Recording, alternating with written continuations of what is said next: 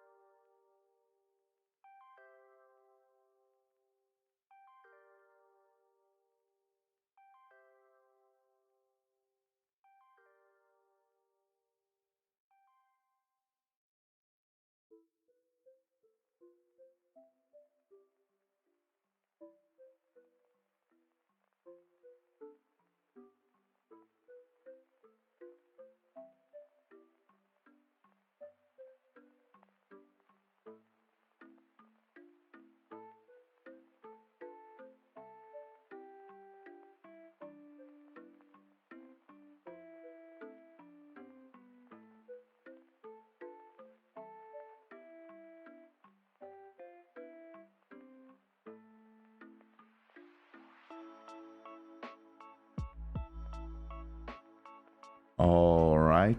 I think we're just waiting on the footage from Pietro. And so I'm going to just hold off on that. But it looks like, whoa, you got the wrong board here. You can see my messages with him. Let me just get this set up 1 second. There we go. Okay, here's the board. So the game hasn't started yet. So we're just gonna wait on Pietro here, and hopefully get the game underway soon. How are we doing in the chat? Trying to see if I'm able to see Pietro's chat as well. I think I kind of can. You know what? Actually, I think there's probably a way for me to do this. Let me go over to Pietro's channel, and I'm going to see if I can grab your guys' chat.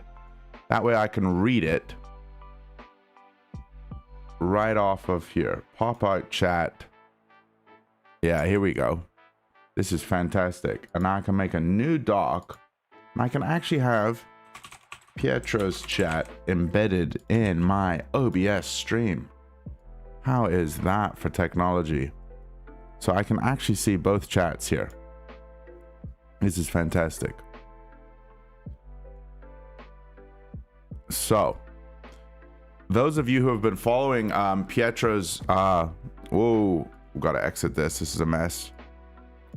Those of you who have been following Pietro's tournament so far, he's got 1 win and 3 losses. And so we're coming into round 4, and I'm excited to see how this goes. Have I connected both streams on Twitch? Yes, both streams are going out, so you can actually see this stream on Pietro's channel, on my channel here. Today, Pietro is win or W or B. Oh, okay, white or black. I believe he's playing the black pieces, but I could be wrong. And you never know with tournaments. Sometimes they have to like do like a specific kind of pairing, and you get like 3 black games in a row or something. So that does occasionally happen. Fools would resign. Wise players would make a draw. Yes, that is what Pietro says. Hopefully he doesn't fumble today. I was really impressed with round 1. I don't know if you guys saw round 1, but I was watching that on Cole's stream, and I mean he got into an ugly position, and he came back and he won, and the guy was rated like 2,000. So, and Pietro's about a 1,700 right now. So that was definitely a fantastic result. I think there's quite a few high rated players that he'll be playing against, but hopefully he can get a win today, and maybe we'll see if his rating goes up after this tournament. Yeah. What does Pietro play? He plays the London as white. What does he play as black? Does he play the Caro? I actually don't know. I haven't seen any of his games as black. I have a feeling I thought he was a Caro, but that might be Chess Centurion I'm thinking of. Does anybody on Pietro's chat know what openings he plays? Those old guys call it cross-colored pairing. Okay. Hello. Good to see you guys. Good to see you. Sorry, this stream's going a little slow right now. We're starting off here, but I will get his camera up here soon. I just got a message from him here. Okay. I've got it here. So, if you guys just give me 2 seconds, I'm gonna click be right back here. Oh, that's not the right chat there. Give me just 2 seconds. I'm just going to pull this up. I don't want to give away anything like the link or anything. So, or any private messages or anything. So let me just get the link here, and then I will pull your screen right back, and we will get this going. So, I'm quite excited. Okay, new tab here. Boom, diggity boom. And here we have this. And I'm gonna have to wait for 15 minutes, but I think we can come back now. Back here, and then let me just see, where did I put this? Pietro's video, properties. Here it is. Boom. Look at that. There we go. All right, fantastic stuff. So as soon as the game starts, we have to wait 15 minutes to get stuff going. Is that still there? No, that just went white. Hold on. Hold on. Hold on. I just got to make sure it stays up here. And can I have an analysis board open as well? Can I have both? Why is that flicking back and forth? Oh, you know what it is. Okay, wait. Properties. Match title. This way, it stays. Oh, please work. Properties. Match title. Properties. Why does that go off when I go there? Okay, that's looking like it's working. You're actually not sure what he plays against e4. I have seen him often play open Sicilian. Okay, so he plays the Sicilian against e4. OMG, Blunderman. Hey, how you doing, bro? Chessnut, hello. You think the tournament is in Rome? No, it's called the Caravel Cup, but I think is it in Amsterdam? I think it's in Amsterdam. I could be wrong, but I think it's in Amsterdam. Now, I'm gonna have to figure out a good way of seeing these moves. It's probably gonna be a little tricky for me to do this. No, I can make this a little bigger on my screen. Hopefully this will work. Okay. Yeah, hopefully this will work. I think we're good. So have they started? Well, right now we are seeing the boards there. So they haven't started yet. They're just still setting up. But they will be starting fairly soon here.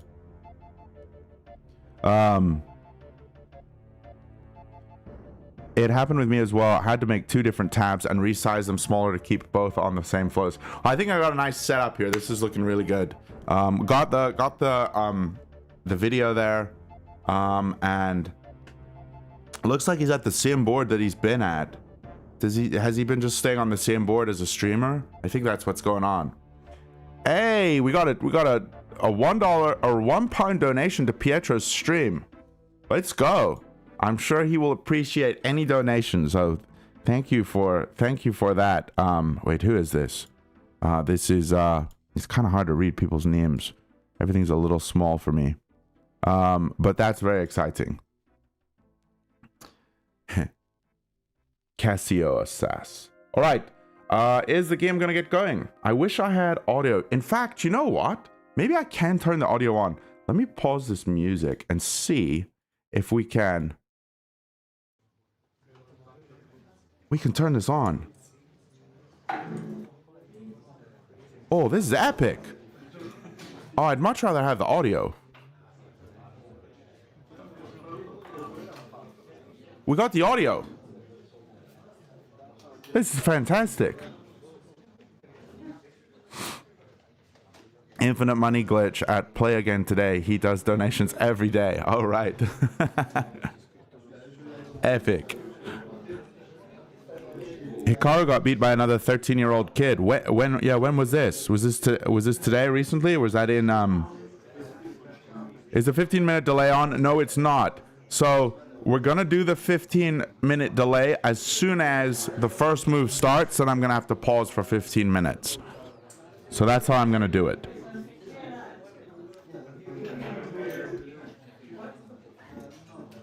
That's how it's gonna go. And it looks like he's got the white pieces. So let's change his name here. Wait. How do I do this? Well, we know he plays the London. So if I just put in move 1 already for him, I mean, this is what he plays, isn't it? So let's just go here. We've got Pietro. Checkmate. Pietro's opponent. There we go. All right. There we go. And I'm assuming he's going to play d4. You know, I'll pull it back so we won't know yet.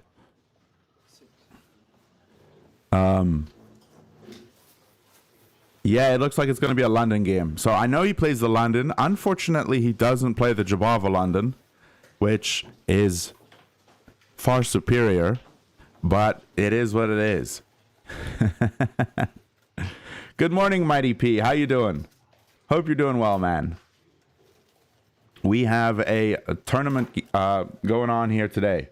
So this is very exciting. I'm going to actually just increase the size of this a little bit so we all can see that a little bit better. And maybe I can just make the whole thing a bit bigger. And I'll just make the chat a little bit smaller. There we go. That looks good. Yeah, this is looking nice.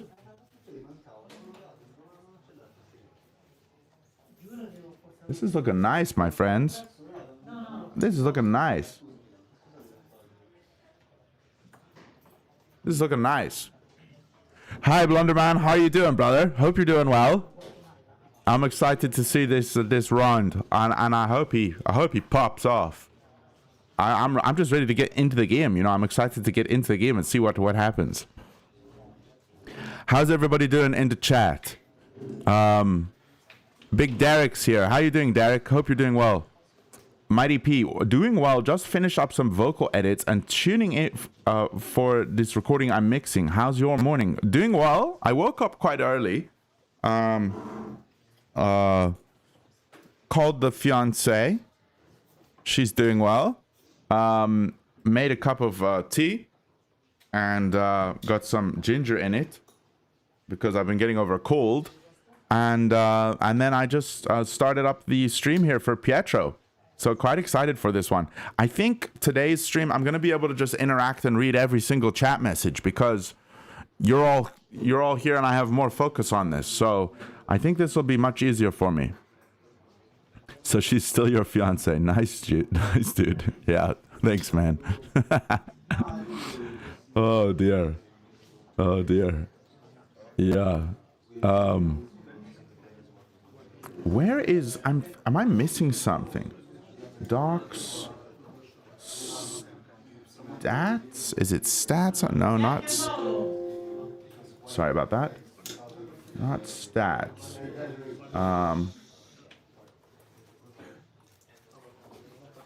Here goes the game. So I'm going to get ready to pause this. And it looks like they have an hour and a half each. It's a classical game. And we've got d4 on the board. That was at 8:31. So when we get to, let's just say 8:45, we will be able to continue this and see what happens. So I'm going to put a 15-minute timer. No, I'm not. I'll just play some music here in the background while we wait. So unfortunately, we're not going to be able to see what the moves are, but it does look like he has played d4, which signifies his beautiful London.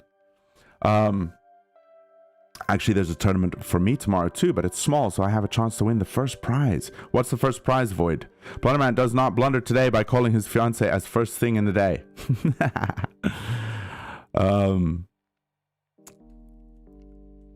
Does anybody know if we're able to check who Pietro is playing in round 5 or what his opponent's rating is? Does anybody know how to do that? They have 1.5 hours. I'm not familiar with how tournaments work at all. Yeah, so an hour and a half for each move, and I believe they get 30 seconds added to the clock each move. I think that's typical for Classical. 90 plus 30.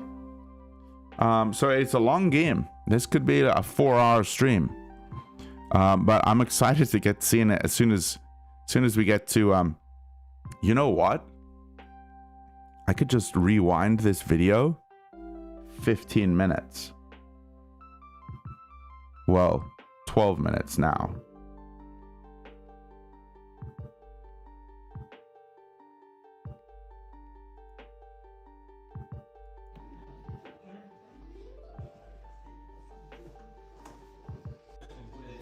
Yeah, I think we'll be good then. Okay, yeah, that's what we do. That's what we do.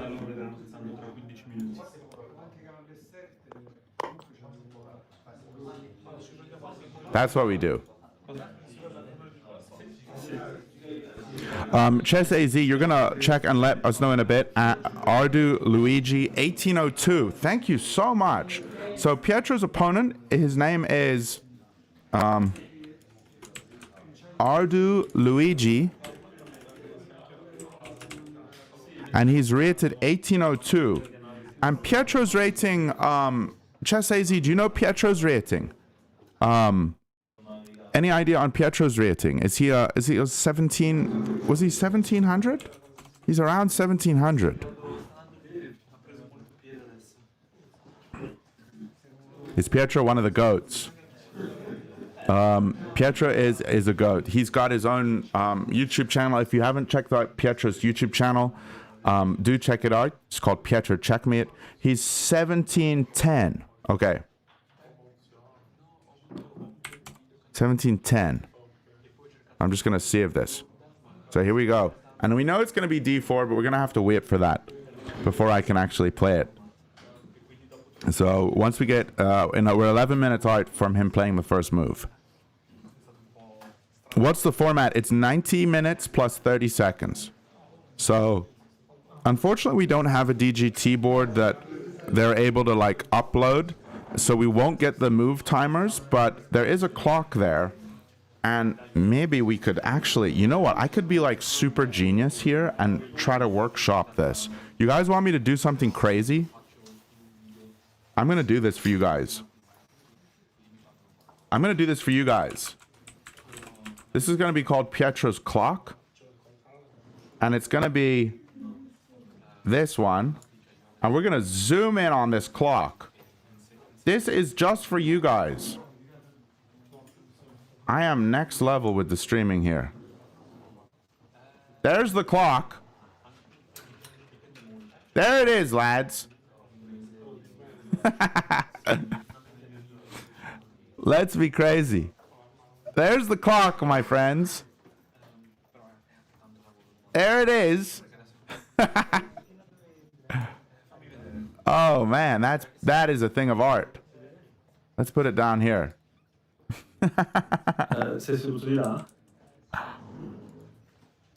That is beautiful.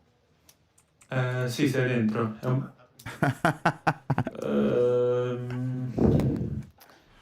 That's epic. Let's go. Yes. Oh no, what's going on?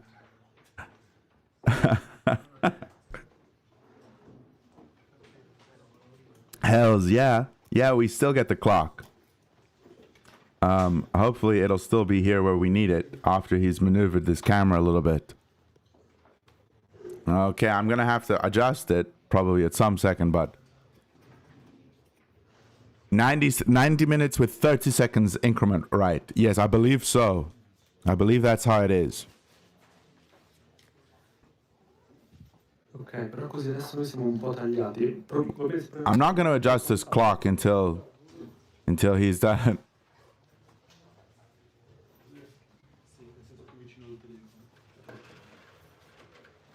We just wait on it.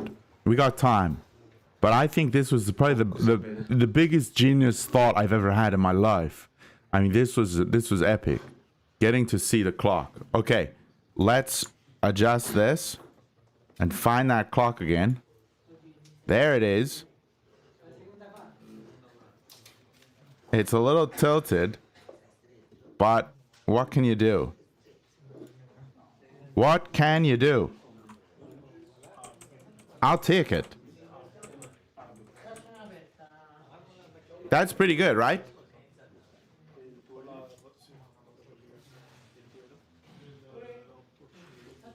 Is it too big? Do you want it a little smaller? We can make it a little smaller in the corner like this. Something like that. Is that big enough for you guys to see? Do let me know. Clock is perfect.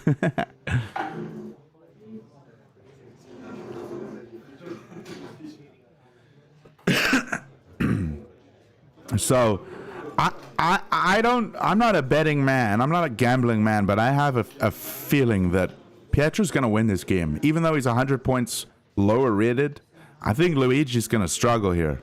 The London is where it's at. So let's see what Pietro can do. I have a feeling he's going to pop off. I have that feeling.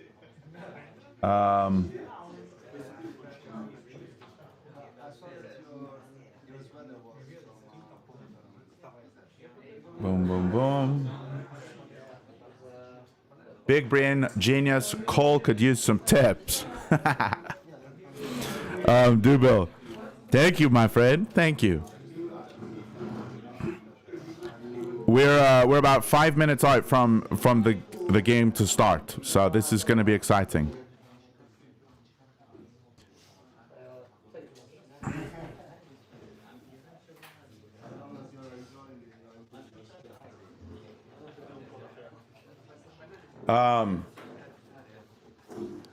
I hope I can do a good job commentating. It's hard to commentate or like talk a lot when there's not much response. So I just want to say, if I'm bad at my job today, it's because you're all bad. So you can't blame me. It's your guys' fault. If I'm going to be able to give today, I got to be able to take from the chat. So do chat today, because otherwise this is going to be the most boring 4 hours of your life. Well, not boring. Chess is exciting. My lizard Chester is sitting on his log back here. You know what? I could also do something else pretty crazy here. You know what I could do? I could do another window capture, and this is using like my ultimate brain here, and we're getting a Chester camera. Look at this. We're getting a Chester camera today. Look at that.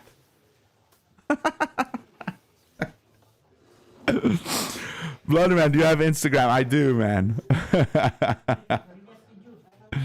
I do. Yeah, we got the Chester camera. We got the Blunderman camera. We got the clock camera. Oh, he's moved. He's moved again. I think we need more floating windows in the stream. For real. It looks like this has moved again, this clock. So I'm going to have to adjust it again.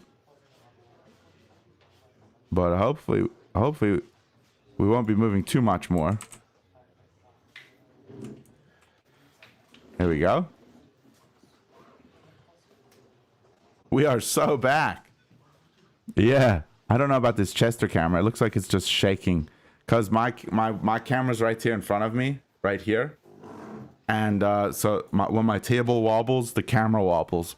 Because it's not separate from the table. You know what, this Chester camera, I don't know if it's working for us. Well, we can just chuck it up here. We can just chuck it down here. This is where we'll chuck it. There we go. There's the Chester camera.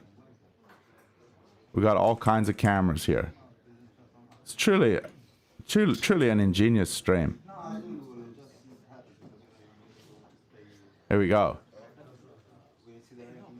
Weeble wobble. When he's in the corner, he looks like the sun. Yeah.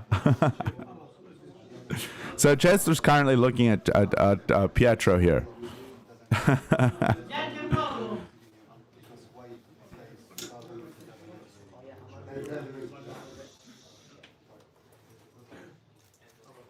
I think we still gotta wait. We still gotta wait 15 minutes.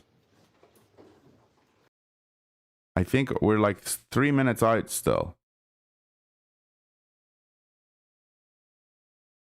Let me just pull it back just slightly here.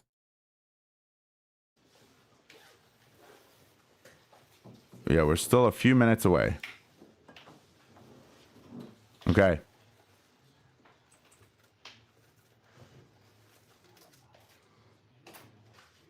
This was really dumb of me to put a Chester camera. I'm sorry, lads. I'm just having fun.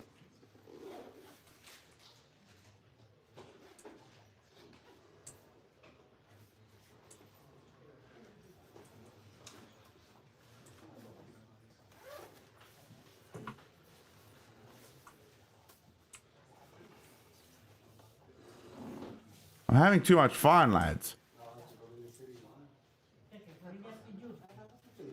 I'm having too much fun.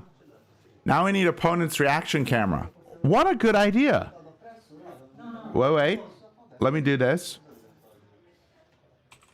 Opponent's reaction camera. Here we go.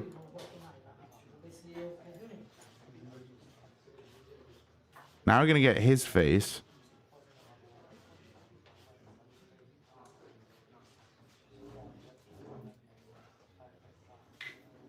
This is the opponent's reaction camera, right there.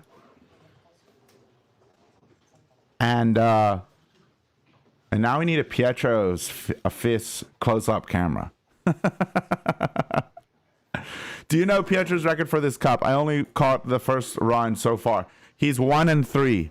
He got the first round was a win, and then he got 3 losses in a row. I'm sorry, I can't bring myself to do this. I will put on his reaction at some point in the game, and it'll pop up right here, but I'm gonna just flick it on when it's time for the reaction shot. So I'm just gonna have to be doing this reaction in real time for you guys. Okay?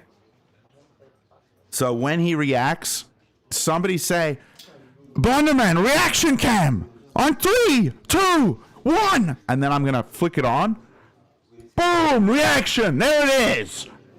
And then we get his reaction, and then we go off. Okay? That's how this is going to work. Okay? That's how it's going to work. All right, I think we're starting here. Happy days. I don't have to just keep talking.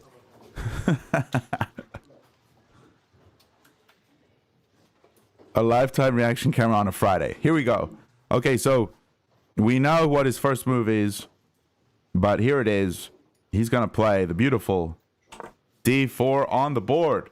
And now I'm going to have to use my eyeballs and get a close-up on the board. Maybe I can get a close-up on the board camera so we can actually see what those moves are. Board close-up. Well, hold on, lads. We got to get a board close-up. He's played the knight. Knight F6. And he's going for the London. This is my board close-up camera just so I can inspect and see when I need to. So everything is working. This is great. Okay, and it looks like Pietro's gone bishop F4. He's playing the London. We've got D5 on the board. And can we see that? And we got E3. So if we go for this board close-up camera, maybe you guys want to see this. I don't know if you even want to see this, but this is helpful, man. Reaction cam. I didn't see the reaction. There's his reaction. Oh gosh, Oh, that is off. That is so off. Okay, I'm sorry. This is not supposed to be a comedy show, but that is that. There we go. There's his reaction. He's a little stumped by this London, but everything's good. And here's the board, the close up of the board, so we can sort of see the position there. And it's currently our opponent's move. He's gone with the outside bishop. I love to see it. Here, I would be playing knight c3 and transposing into a Jabava London immediately, so that I could do an outside pawn storm. This is what I would be going for, with no questions asked. No questions asked. This is what I would be doing. But he doesn't play the Jobava, so he's having a real good think here, I think. What's he going to play? What are his options? So the engine's recommendation, which I'm going to be drawing on from a lot today, is knight f3. This is the top move. We've also got c4. I don't know how Pietro plays his Londons. I don't know if he does it like a triangle, or does he go for the c4 immediately? And his other move is bishop e2. So these are the three candidate moves. And what did we get there? What did he play? He played c4. He played c4. Very good. Okay, so he's challenging the center already. Now, the opponent can't take here. This isn't great because we can recapture the bishop and we develop sort of for free, because he's wasted moving a pawn and we've moved a minor piece. So this would be good for us. So most often you're not going to see captures here. And often in like higher level chess, you see a lot of tension in a position.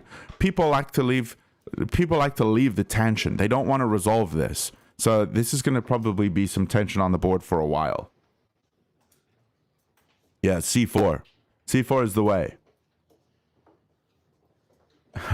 Reaction cam being the back of his neck, lol.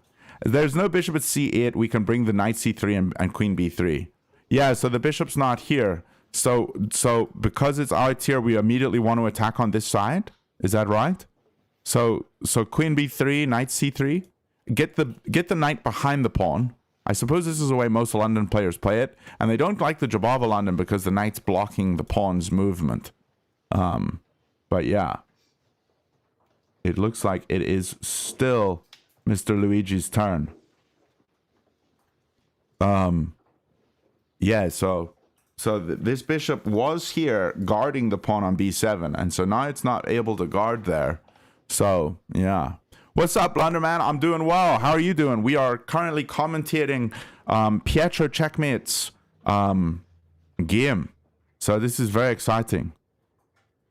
We've got a clock in the corner here that you can see, and we've also got a lizard. We got a lizard down here. Whoa, is my cursor showing up on the screen? There's the clock, and the lizard you can't see. I think my cursor's on the screen there. That's kind of cool. Okay, our opponent has played c6. Interesting. So this is book. It's kind of like a Slav. Maybe some sort of transposition into a sort of Slav kind of thing. So this is exciting.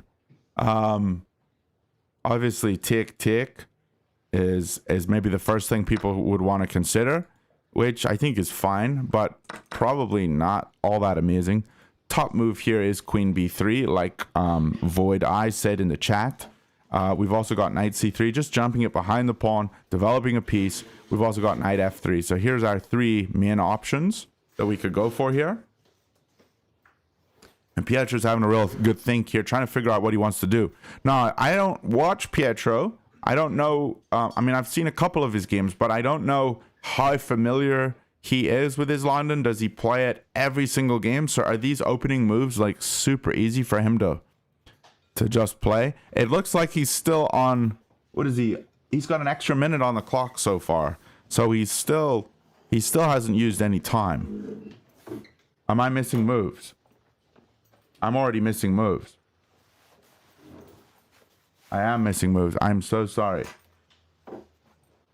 Shoot! Oh, I'm so bad. Which one was first? Was it knight c3 first or was it queen b3 first? This is terrible. Am I going to have to rewind it? I've already failed. I've already failed miserably. You know what I'll do is I'll just go back here and look and see what was first. Okay. It was knight c3 first, and then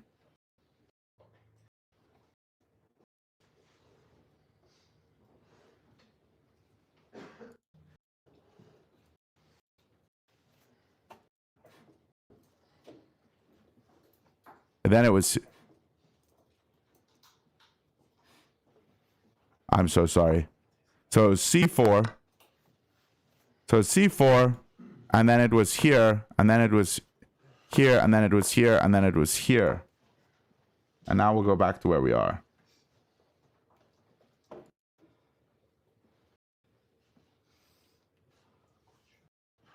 There we go. I'm so sorry. Oh, dear. Yo, I've been MIA. What round is this? This is round 5. Round 5. This is round 5. And Pietro is playing with the white pieces. E6, knight c3, c6, queen b3. Yeah, that's what we got. E6, knight c3, c6, queen b3. Yeah. Thank you. Okay.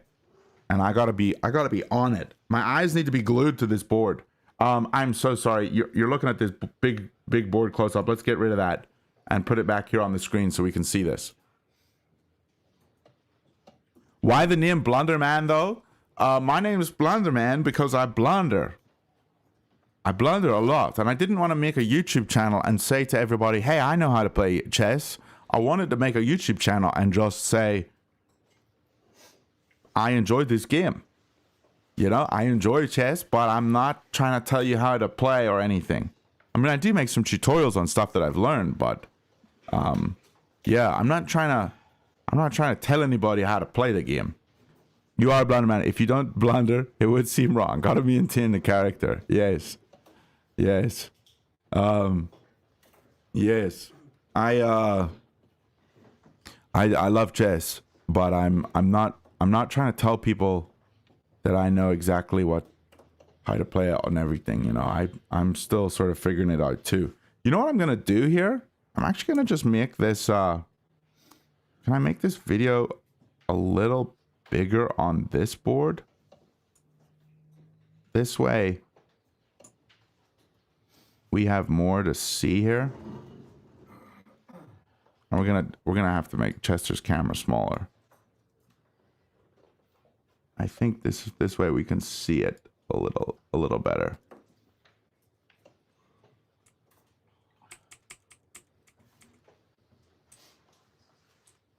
There we go. So round 5. How many draws or wins or losses does Pietro have? He is 1 win and 3 losses right now. Okay, so we got the bishop, or I'm sorry, queen b6. That's what it looks like. Queen b6. Challenging the queen on b3. And according to Stockfish, c5 is best, h4 is second best, and f3 is third best. 3 moves. I mean, I think the top move c5 makes the most sense here. You can kind of see that immediately, but then as soon as he takes, and stuff opens up here, what did he go for? Did he go for c5? It looks like he played c5. He played the best engine move. Right now, the engine's giving him a 0.81 advantage. This is fantastic. How many more rounds to go? I think there's 11 rounds, is there? You love this line for white. It's such an amazing ending. Okay, so this is all known by people. I don't play the London, so I don't know this. I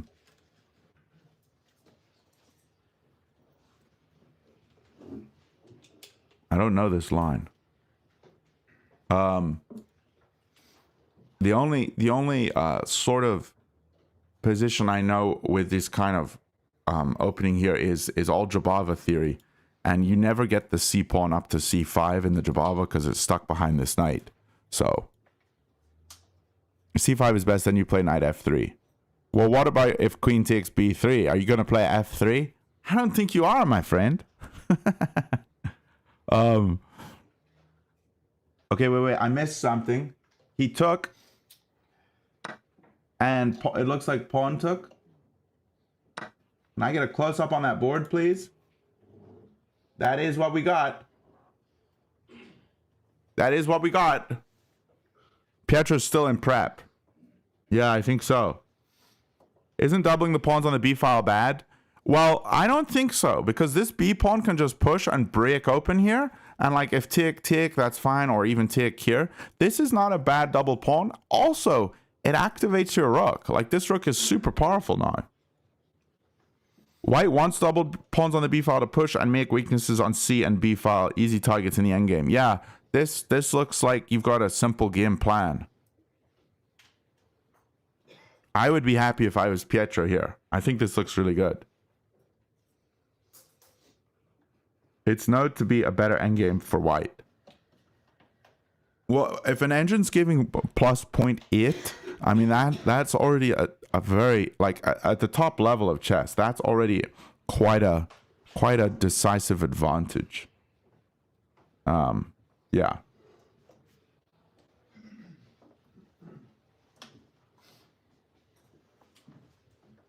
Like I don't think the top grandmasters are getting would be happy with this kind of position for black, but I don't know. This bishop looks terrible. He's just gonna have to play passive and short castle here. Did he make a move? Did I just see something? Yes, he did, lads. He made a move. What did he do? Oh, he's got knight bd7. Knight bd7. This is still theory. You really love the Jabava, don't you? I do love the Jabava, yes. This is still theory.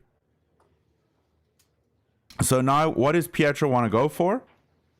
Did he push b4? He did push b4. He knows what he's doing. Yeah, so the real simple plan here. He can just keep pushing and then activate his bishop, hopefully. There's knight a4 as well. Is there? This is a mistake according to the engine. Yeah, the other moves are f3 and h3. And f3 is the move I would go for because it's a pawn storm on this bishop. That's what I would go for. But maybe this structure, you want to be careful here. I don't know. So we got b4 on the board. And our opponent needs to find knight e4, jumping into the center of the position. And if takes, we just capture back here. And I think we're doing totally fine. We can keep pushing b5. Just a nice, simple game plan. Am I on the chess app? I'm on chess.com analysis board here. At some point, play h3 to keep that bishop alive. Yeah, because knight h5, is that what you're saying? Yeah, knight h5 can be annoying. And you want to play h3 just to have a square for the bishop to tuck into. Maybe bishop c7 is just easily hit. Yeah, I don't think you really have anywhere else to go. So maybe b4 is, I mean, it is the top engine move, but h3 makes sense as well. This would be the slow prophylactic way to play the game and then play b4, but the engine likes b4.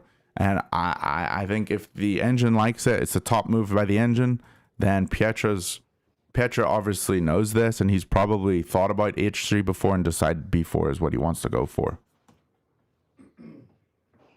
Pietro is still in prep. He is still in prep, my friends. We missed the move. He played knight h5.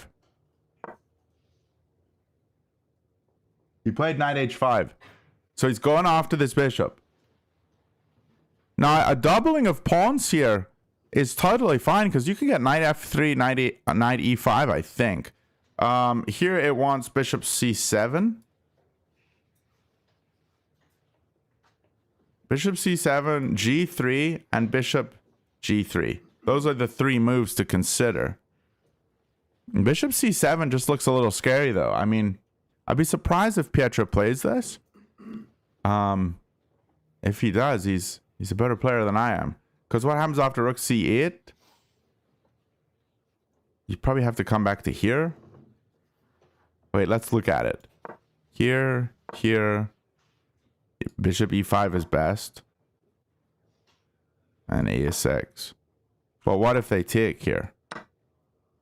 D takes. And stuff's ugly, but you have a 1.66 advantage. 1.58. Yeah. Okay, I mean, that is an interesting line. So we'll see what he decides. We'll see what he decides here.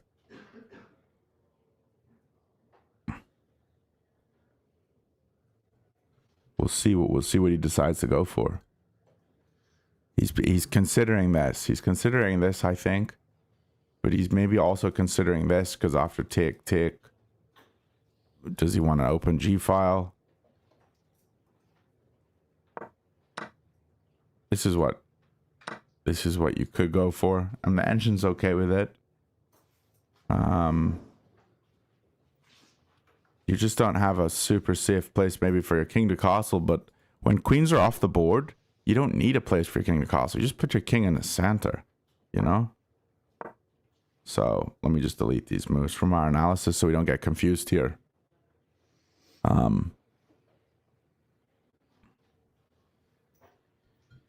Cole in the house. Hey, Cole. Check out what I did with this stream, my friend. I got a little camera down there. Look at that. You see the over there. You see the camera, bro? Look at that camera. Next level thinking. And we got a board close up here. We got a board close up so we can check the moves. And we've also got an opponent reaction cam. I'm sorry. This is the opponent reaction camera. We need to make this bigger. We got an opponent reaction camera. This is for, whoa, what's going on there? So we got all kinds of stuff. And we even have a Chester camera down here. This is Chester sitting on his log. So he's just chilling.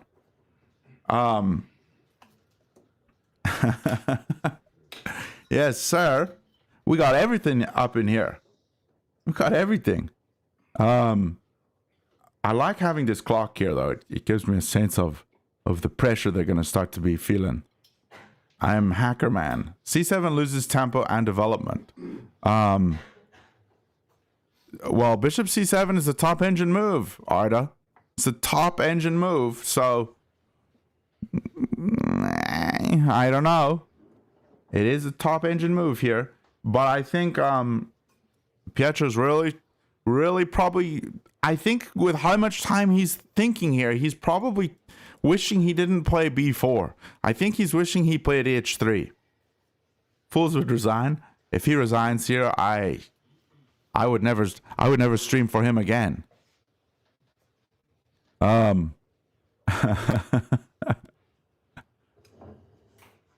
Add emotion analysis app. That sounds beyond me. You're better than the engine, Arda. Oh, fair enough. Fair enough. Fair enough.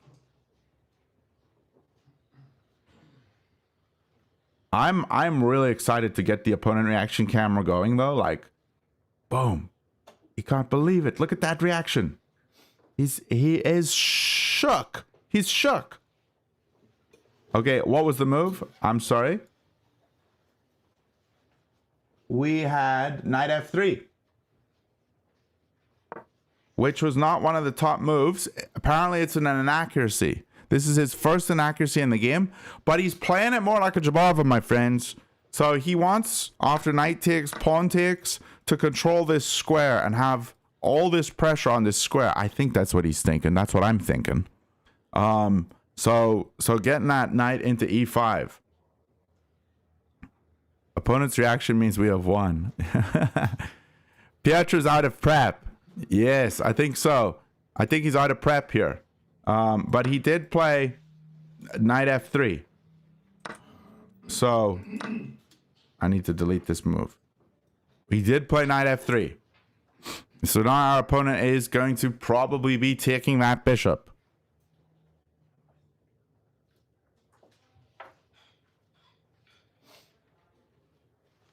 I think next time Pietro plays this opening, he's gonna play that preemptive h3 move. I think it just makes more sense, doesn't it? And then you don't have any stress. And it's nice to not have stress in a chess game. If it's a normal thing I'm playing, just develop. I don't think it's inaccuracy. Yeah, so it's a 0.27 advantage still for white after knight takes. That's what it says here. This is not a bad move. It's not a blunder. I think I like this plan here. Because what happens is after take and jumping in here, like let's just say a6 here, you're controlling this square. Oh, wait. Oh, apparently the engine doesn't like it as much. But, oh, it's because the bishop's on the outside. Yeah, I always play this with the bishop on the inside. So you want to keep this closed down to have the bishop, the light squared bishop on the inside of the pawn chain. So this isn't so good for white if we do jump in. In this position, you need to play b5 and keep playing on the queen side. Okay. I'm learning here, lads. I'm learning. Did we get a move? We did. We got capture. And it looks like, did we get another move? I don't think we did. Yeah, this is the position we are now in. Honestly, Pietro's playing very accurately. He's playing very well. I'm missing moves again. I'm sorry. I probably would have played bishop g3 to go for f3 to push for e4.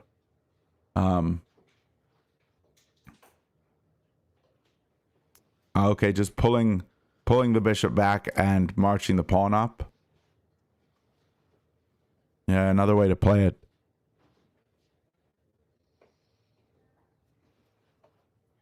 Holy, they are both barely thinking. I'm missing moves. This is stressful. Thankfully, this isn't blitz. What did he play? Hold up. He played his bishop. He played bishop e7. And now Pietro's got to think. He's got to think here. He played bishop e7. So, is he going to continue with his plan? b5. I think he can. I don't think there's any reason he can't.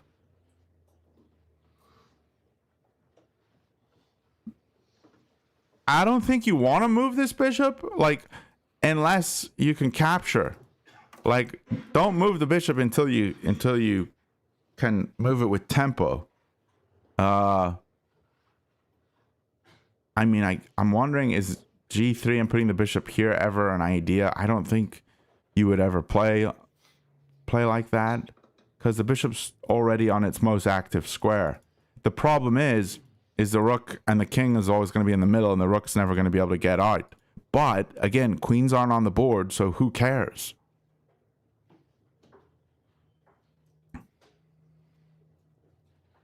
So who cares, you know?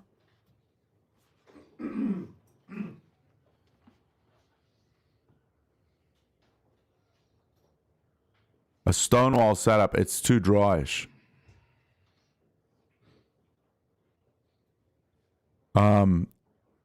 Trade happened already. If Pietro wins, Fenerbahce gonna win the Super League. I watched him playing at 2100 yesterday, and after a perfect game, the blunder came in late endgame. It's tough. You know, London games are just positional, aren't they? They're just positional like this. They're not like tactical and spicy often. They're just slow positional, and then a blunder happens in the endgame. There's a pawn chain on BCD, makes the dragon bishop useless.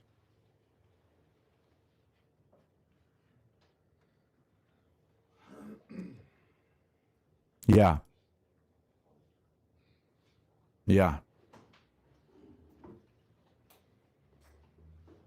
Yeah, exactly. But look at his opponent. He's really having a think here. Look at this guy. He doesn't know what to do. He's struggling. Pietro has stomped this guy. Big Luigi. Big Luigi's having a real think here. Oh, I'm sorry. I'm messing stuff up here. He's having a real think here.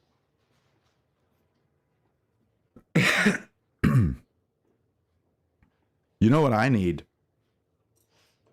I need a glass of wine or something.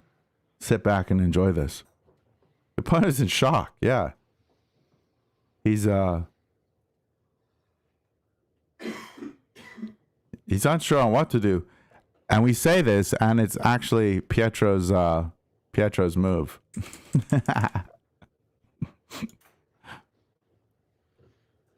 We got momentum, and it's actually our move. Max Silver, you play against the London completely differently with an early c5. It turns into a very tactical game. Well, I play the Jabava London, and there's ways to play the Jabava London where it gets tactical and crazy. And those are the ways I often play it. But I do think the London is more of a positional opening generally than other openings. Yeah. Well, he's having a big old think here. And you know who else is having a think here? Is Big Chester. He's sitting on his log just chilling here. Chester is having a dream vacation here under the sun. He's enjoying his life. Jababa London is a winning in every universe. No, it's not. I bought James Conti's course on it, and he said we play for two results, a win or a draw, but it's never completely winning. Obviously, if opponents play correctly, games are drawn. So what is Pietro thinking here in this position? What would he be considering? The top moves by the computer are b5, king d2, and h4. But even with h4, after h4, a6, and it still wants you to play on the queen side b5. After king d2, the move is bishop g4 and knight e1.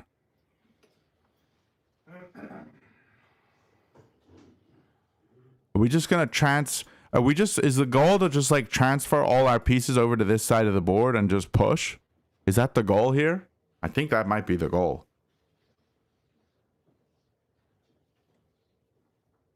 I gotta fix this clock a little bit.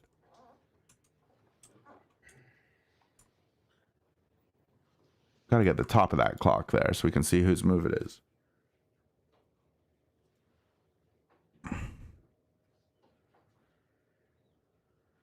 C5, then E4. Oh, yeah, that's called the Irish Gambit. It's called the Irish Gambit. I like that one. It was a lot of fun.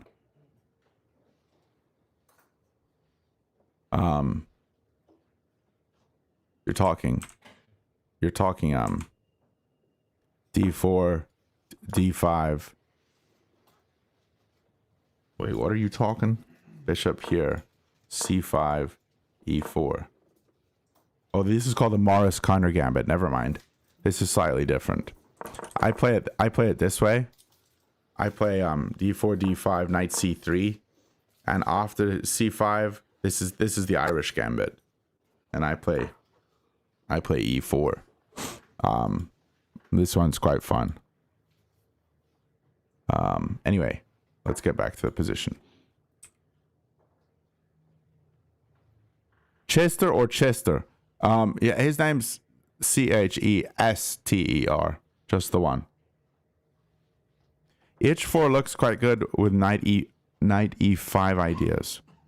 Why does this enable knight E5?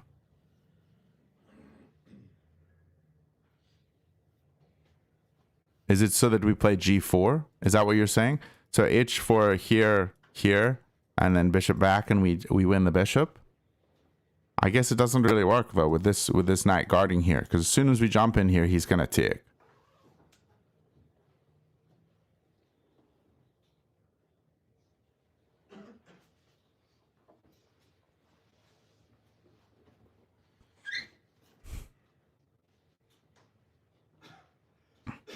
Blunderman, been watching you for a while, brother. Keep it up. Person with a story. How you doing, man? Oh, I'm always very thankful when people say they've been watching my content. So that's fantastic. Thank you, bro. I understand it. King d2 guards from black bishop on white.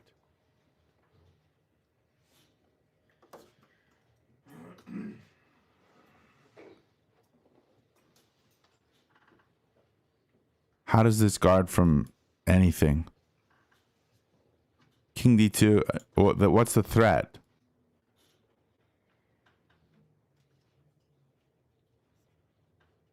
It's not a normal move. But why would we play this? Can you explain it?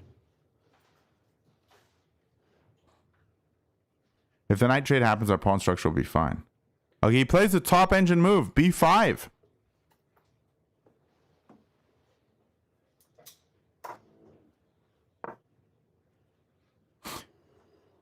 Yeah, Max Silver, that's the way I would play it.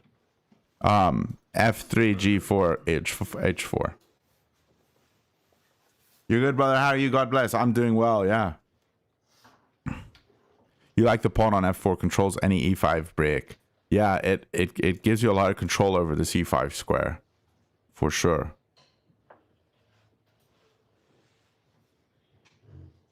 When you do the pawn storm, the bishop doesn't have the C2 escape square mate.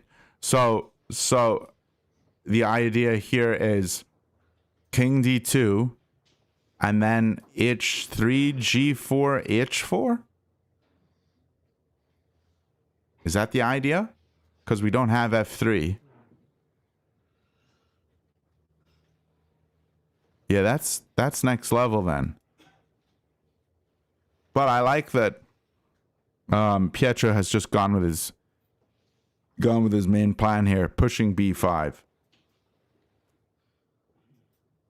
And our opponent has short castled, which was the best move according to the engine, also along with bishop g4. Bishop g4 was also best.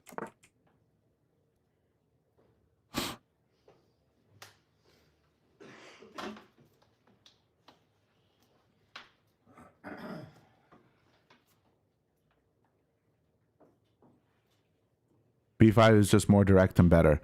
Yeah, I'm really thankful that you told me exactly why this was a good move, though. Just not giving us a retreat square for the bishop and then being able to pawn storm.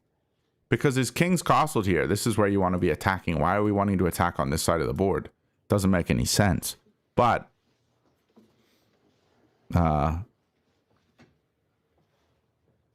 it's because this is the way here, isn't it? We've got the double pawn. We've got an active rook. Let's play on the queen side. Learn chess with Pranay. Yo, bro. What up? Yeah, b5. Get in. Do we have a reaction camera here? Oh, dang it. There he is. There's the reaction camera. There it is. And Pietro's back at the board, and he sees that his opponent has short castled.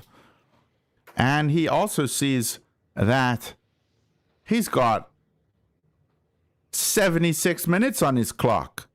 He's chilling. After bishop g4. Okay, let's have a look at bishop g4. Bishop g4. You play knight e1. Oh, this was after king d2. Knight e1, and then you play c2 a3. e3.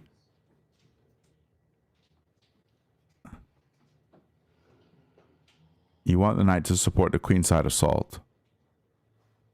Yeah. Makes sense. Pietro's lost. What are you on about, bro? The position is, according to the engine, 0.5762 in his advantage. He's doing fine here. He's doing fine. But maybe he's a little ruffled without having his glorious f4 bishop. I think that really frustrated him. And I think, again, somebody said we needed to play h3 so we could have had that bishop. Can you tell Pietro's points? Yes. Let's look at what his best moves here are now. So after castle here, the engine really still likes king d2. So this is good for him. Again, we kind of discussed it. It stops the bishop getting any entry here to c2. So king d2 is a good move.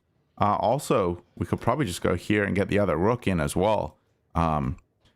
His best move, according to the engine, is b4 here. So just playing b4. I think that's a hard move to find. But not if you play the London all the time. Maybe this is on his radar. And then the other move is h4 with maybe this idea of trying to trap the bishop in, but you're going to have king d2. I think the fact that he hasn't played king d2, he maybe doesn't have this idea as well with h4. I think his focus is all over here, and he's probably going to be playing b4. Now, the question is, can he take here? Because this would be the first move that I would be thinking about. B takes c6. And it's not on the engine's top 3 moves. And it gives black a slight edge. Now, the position is basically completely equal after b takes. So b takes and b takes. And now this is the backwards pawn that you have to go after. Probably rook a6 here is what I would immediately want to play. b4 is the top move. Rook a6 gives you a negative 0.6 advantage or disadvantage. And then we've got h3 as well. So his plans aren't super clear. It's hard to know what to go for. So preparing b4 before taking seems like what you might go for. b4 is a normal idea to take and push b5 again. Right, because you want to immediately have the next pawn there ready to hit the backwards pawn. If f3 happens soon, black's knight and bishops are almost entirely out of the game.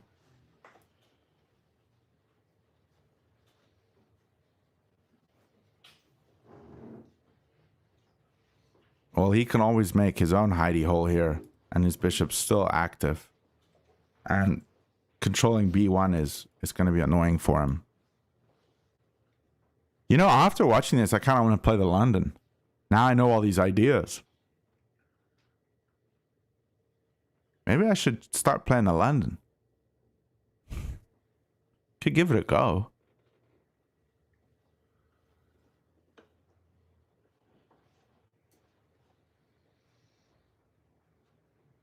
You'd pitch the G pawn open file. Yeah. Apparently it's a blunder, bro.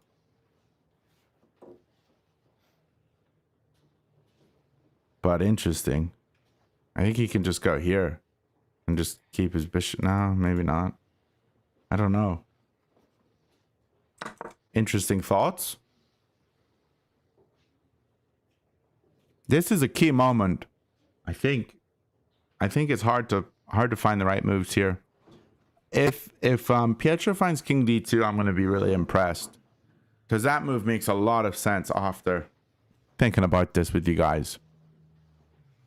But yeah, those are the main ideas here.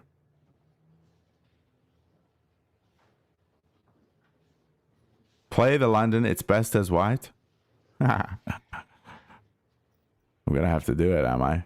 95? 95 is not a move, because he can just take here. And even though it looks like it fixes our pawn structure, it isn't good because I think f6, take, maybe take and push, and the center's all just sort of collapsing. But this is often the move in the Jabava.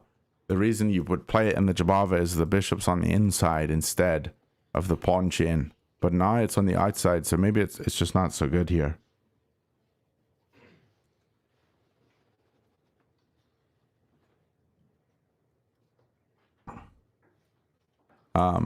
We looked at this move. I'm going to just delete this.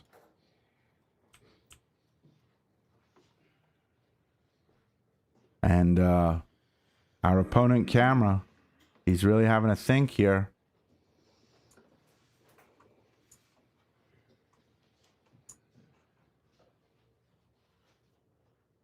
He's having a real think here.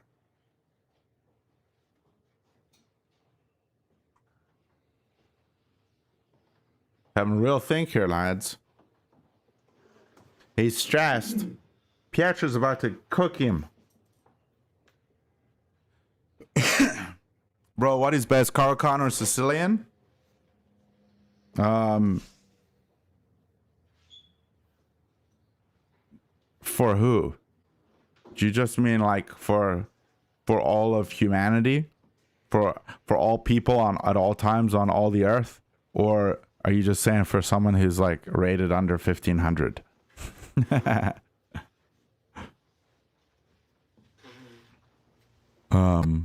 Because I have an answer for that.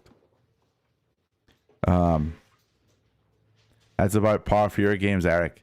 Yeah, Eric, when you sack a pawn, you really gotta just have a good think. It's good in blitz, but when you got an hour and a half each side to think through the moves, then it's not so easy to sack a pawn like that. Sicilian all day. How many points does he have in the tournament? He is on 1 point out of 4 games. So he has 3 losses and a win. But his win was against a 2000. Looks like he has moved. Bishop E2 was the move he played. Another inaccuracy. Developing is always wrong. Yeah, Bishop E2. It's still fine. He's still okay. The game's completely equal. But clearly he wants to short castle here. Keep his king safe.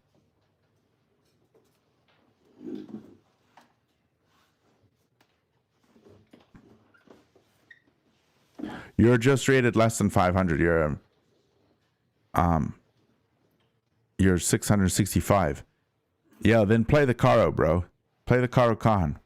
If you wanna improve at your chess, and you wanna get to like 1500, don't pick up a Sicilian. It's way too tactical, man. It's stressful. Unless you thrive on tactics and you do a lot of puzzles.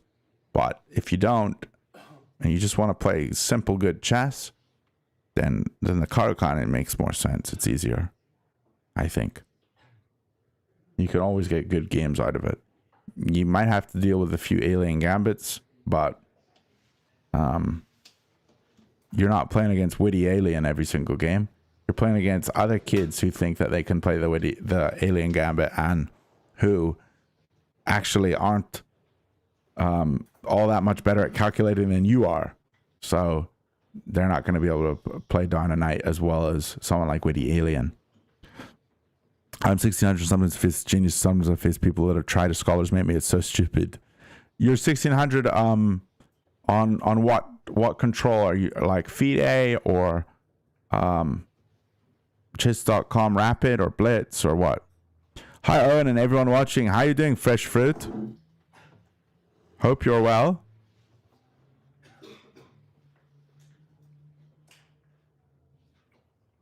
Bishop E2 makes sense. But I do just wish he would have played B4 here and gone for his plan, because like we said before, you don't want to move the bishop multiple times. Isn't it better to go for this plan and immediately hit him with B5?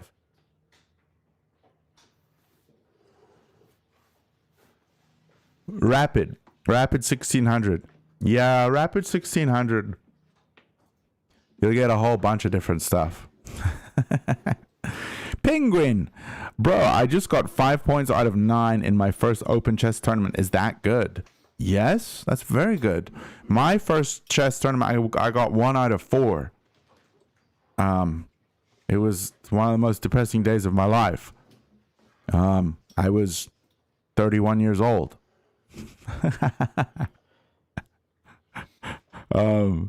Yeah, no, that's fantastic. 5 out of 9 is fantastic. Did you play anybody like fairly decently rated in that tournament?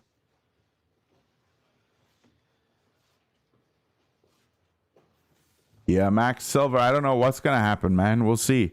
So right now, our opponent needs to find a6 to still hold the advantage, or to hold the game as fairly equal. A6, bishop e4 is the next move, and bishop g4. So these are the 3 moves that he needs to find.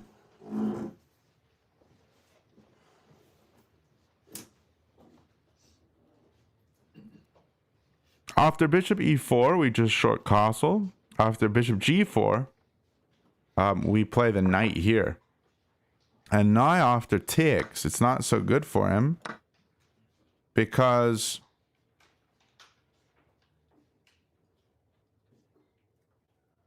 why is this not so good for him? Oh, well, this is hanging, obviously. So first he has to save this. And then we have f4 locking the pawn in place. So it can't be like taken over and everything pushes. So that knight jump might be better now.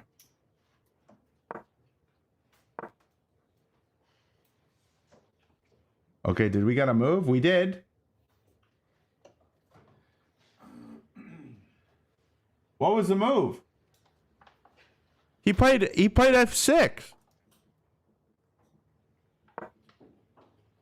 There's a decisive advantage now for Pietro. Decisive advantage, 1.22. This is a mistake. Now, why did he play this move? He clearly wants to control the e5 square, and he wants to push through here. But we have the move knight h4. And where's the bishop going? Is he coming here? Then we just chase it.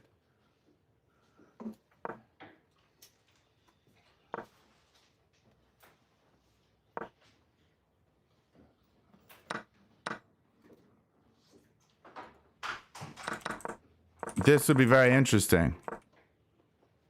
Knight h4 is a really good move here. The other good move is b4. Again, same plan. Yeah. We also have, now apparently this move is good. Why is it good now and not before? Take. And then b4. Rook a6 is still decent here. Don't understand what this difference makes with this being good or bad. I mean, I guess maybe we can castle quicker.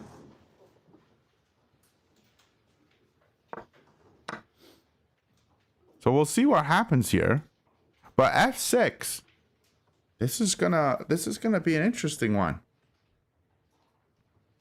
Can you buy these chessboards like the one used in this tournament online?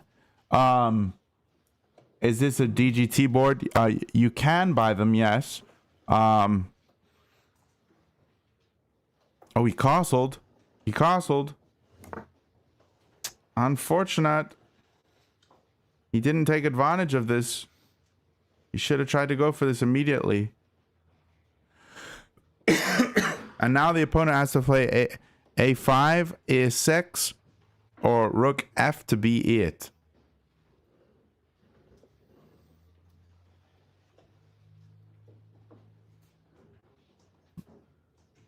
Yeah, king d2 more central was better. But we knew he wanted a castle here. This was his whole plan of moving the bishop up to e2.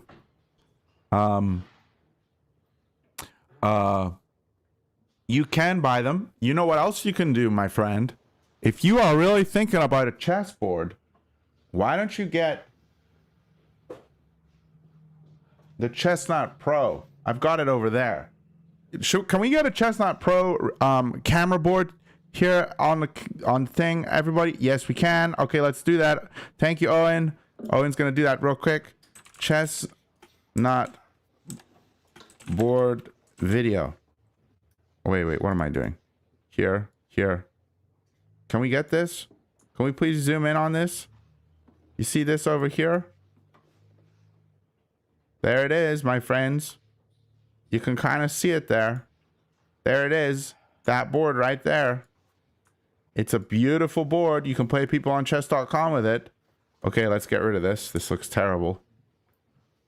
But you can use coupon code Blunderman if you want. Blunder and then man. If you want to get one, I'll give you a big discount with the Chessnut website. Those boards are awesome. Not just saying that because I make money and you save money or whatever. They're actually just really good boards. Let's get a close up on the board here. Did anything change? Doesn't look like it did. Just castle, and he's having to think here. He's unsure on what he wants to go for here. Opponent played e5. Hold up. He played e5. This is not good, lads. e5 is not a good move. 1.6 advantage for Pietro. And again, he's got to find one of two moves. And I don't think he's going to do it. I don't think he's going to find them. Can anybody tell me what the two moves are? What are the two moves that give him a decisive advantage? Any ideas? Any ideas in the chat?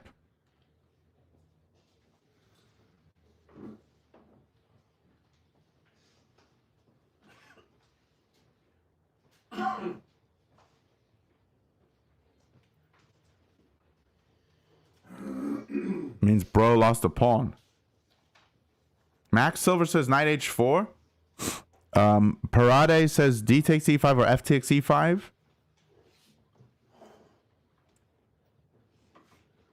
You guys are all wrong so far.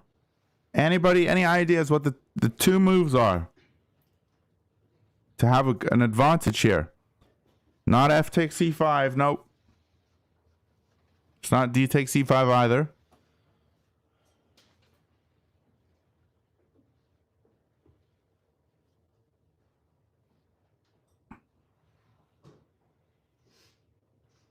What move would you guys play here? Pawn b6? It's not pawn b6. I do, Bill. b4, my friend. This is still the move.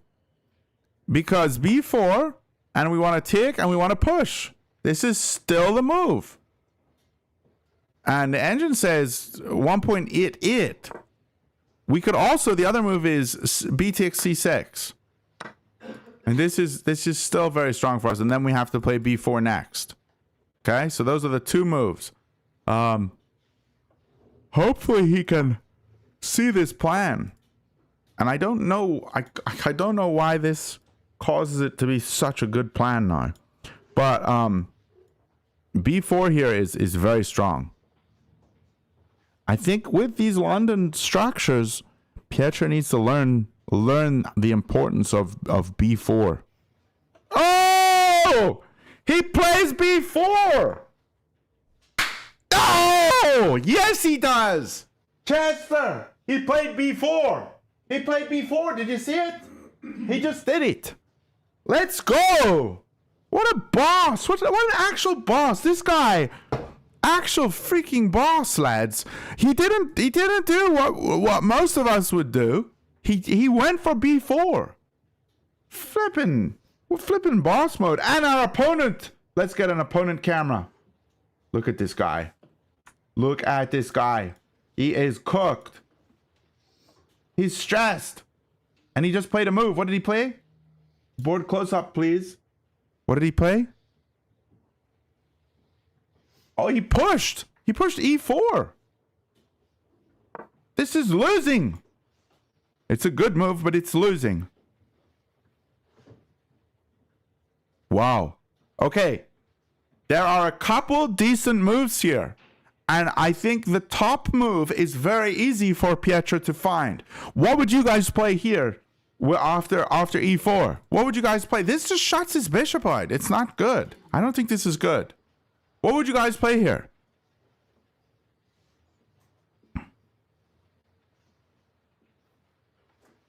Newbie here. How long is the match? It's both sides have 90 minutes and 30 seconds a move. So it could be 4 hours. Knight h4 now? Oh, no, not knight h4. Although, that's probably okay. Yeah, knight h4 is a good move. This is a good move.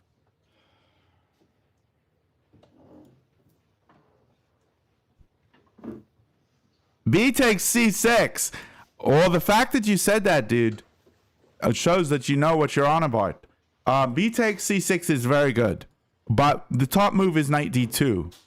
So honestly, most moves here are just winning for Pietro. But a very good find with B takes c6. Then he takes here. So let's look at this. B takes c6. If he takes here, then we have bishop b5. How do you find that? That's crazy. B takes c6. Bishop takes c6. Rook fc8. Bishop takes d5 with check. And look at these pawns. I mean, that would be epic. +3 for white here. Now, I don't think Pietro's going to see any of that, because that's next level. But, yeah, B takes c6 would be very cool here.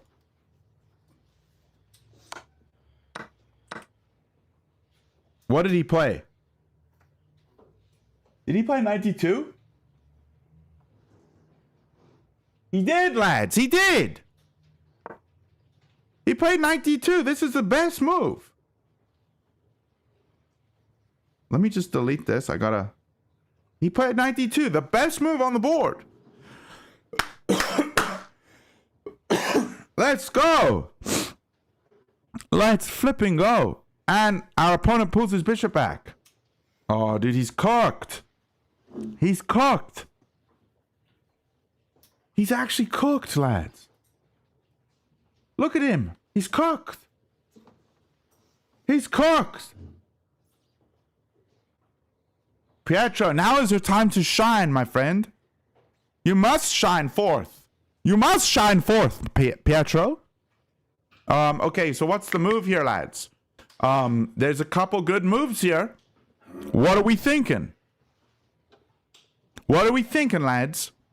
Bishop takes c6 even here, and the queen side crumbles. That is the second best move according to the engine. And I think it's one that Pietro will probably go for. But I don't think he's even realizing how good his position is here. I don't think he realizes. The best move according to the engine is knight b3. Knight b3, just improving the knight before doing anything over here. Then second best move is b takes c6. And then we also have the interesting move f5. Because if the bishop takes, which he will,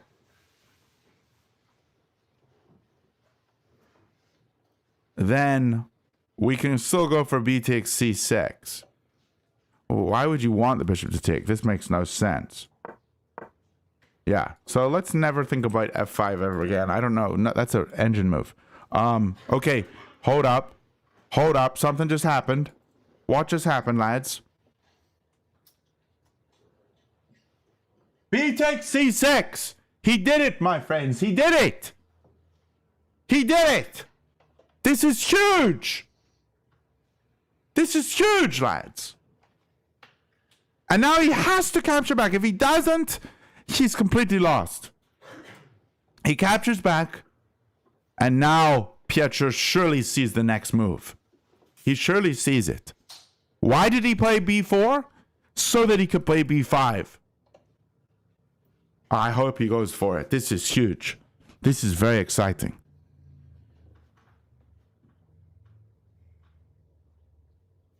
This is very exciting. And I think we can get a close-up on the camera there. Look at this guy. He doesn't know why he started playing chess. He's really regretting the decision to pick up a chess piece when he was 10 years old and play chess. Look at that. His reaction. He doesn't like what he's done. He knows he's crushed. And we got Pietro over here. Hold up. We got to get a Pietro camera. Pietro's just like, fools will resign. He's saying, fools will resign. And I will not resign. Because I'm no fool. This is epic. This poor guy. Oh, this poor guy. This poor fellow. He's truly depressed. Blacks, bishops, and knight are out of the game now. It's so over. Heck yeah. Heck yeah. Let's see what happens. Let's see what happens. I really hope Pietro plays the pawn forwards. He knows he needs to play b5. He also has b3. He's also got bishop e6, which is a very interesting move because bishop e6 and you're coming in here. It's quite a good move too. Blunderman, the opponent's gonna hate you. No, hey, anything I say, it's all friendly. It's all friendly. Luigi, I love you, bro. I love you, Luigi. You're a good man. You're a good man, bro. You're a better chess player than I am. You're far better than I am. And why do I made a career out of chess. At least you just play it as a hobby. Oh, dear. Oh, man. Come on, Pietro. Be the beast. Be the beast. With the b5 beast. Be the b5 beast, Pietro. Bishop a6 is good because it blocks a6. Yes, and the pawn wants to come here, does it? Because then it stops this.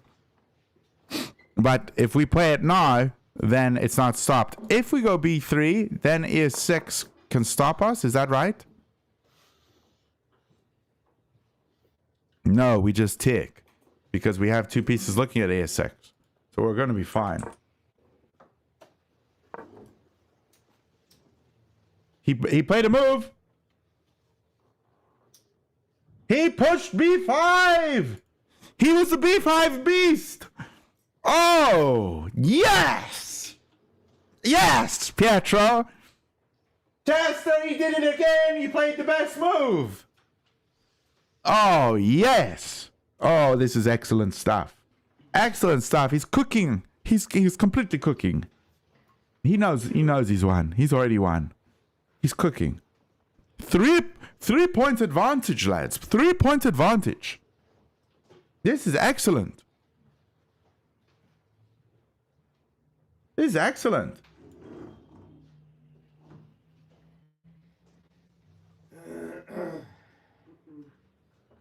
This is excellent. Rook a6 looks strong here too. I think so, yes. Yes, rook a6, or in the previous move here. Not terrible. Decent move. But it's just really nice to see Pietro with such an advantage here. Hope he doesn't crumble here. Hope he doesn't crumble.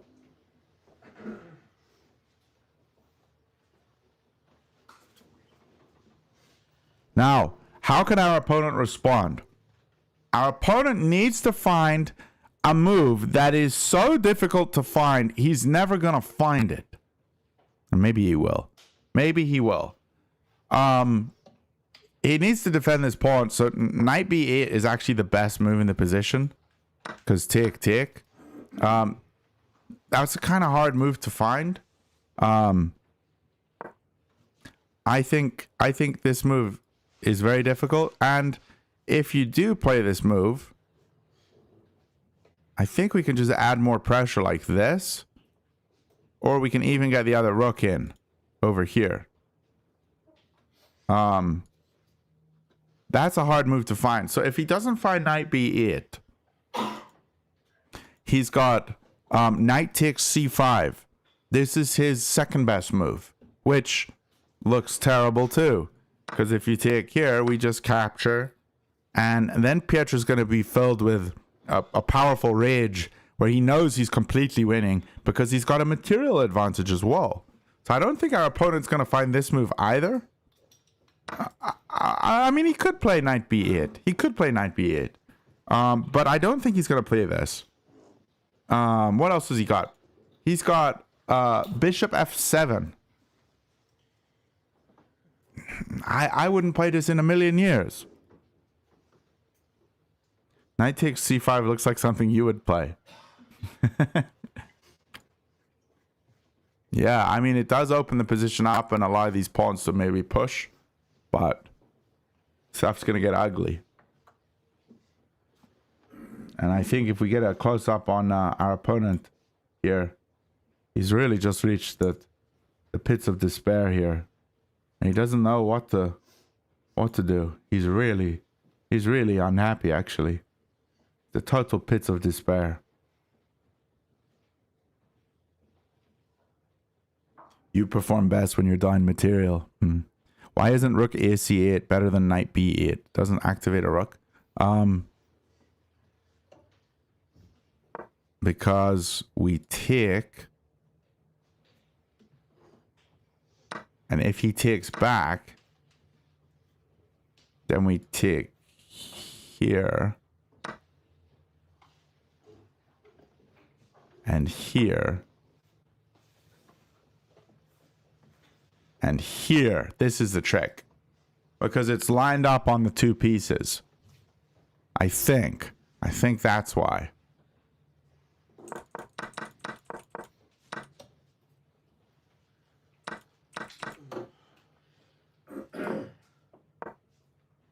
I think.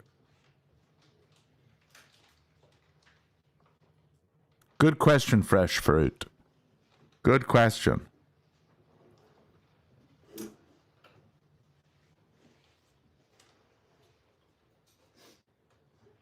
Rook ac8 drops the a pawn. I don't think it does. How does it drop this pawn?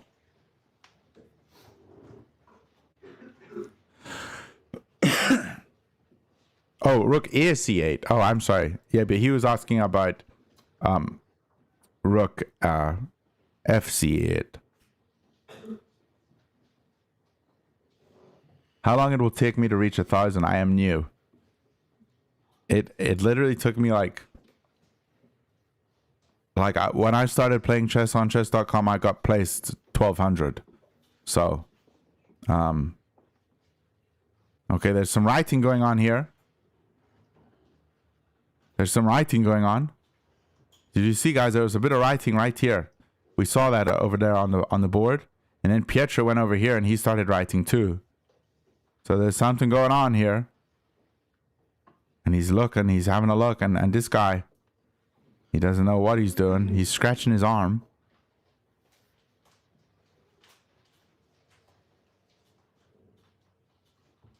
Still having a think here. Hold up, I missed 2 moves.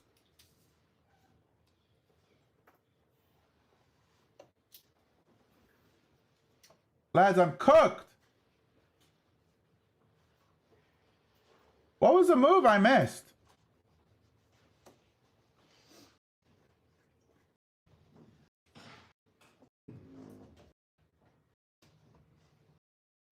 Dang it, I missed this. I'm so sorry. So here he played f5. And Pietro took, and the knight jumps over here.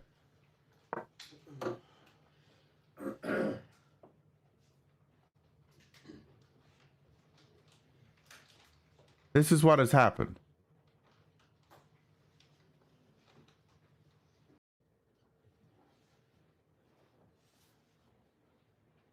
This is what has happened. Advantage +4. Zoom into the paper. Bro, the things I do for you guys.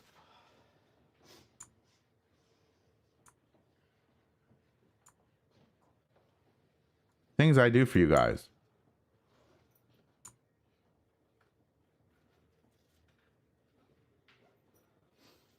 Yeah. Yeah, it looks like yeah, it was clearly b5 f5 b takes c6 knight takes f6. Yeah, we got it. And there's the next move coming. What did Pietro play? He played bishop a6. Second best move in the position. Rook fb1 was best, but this is fantastic. Look, he's getting ready. Oh, lads, what a good game. What a good showing from Pietro. Really, this game we're going to check afterwards. It's going to say like 95, 94% accuracy, 95. This is very good stuff. This is very, very good stuff. Bishop a6. What a nice move. This is exciting. You're stuck at 11 to 1200 for Munster. Can't improve. Julian, are you doing puzzles? I'm not doing puzzles, but that's honestly such an easy way to get over the hump. Is just improve at puzzles.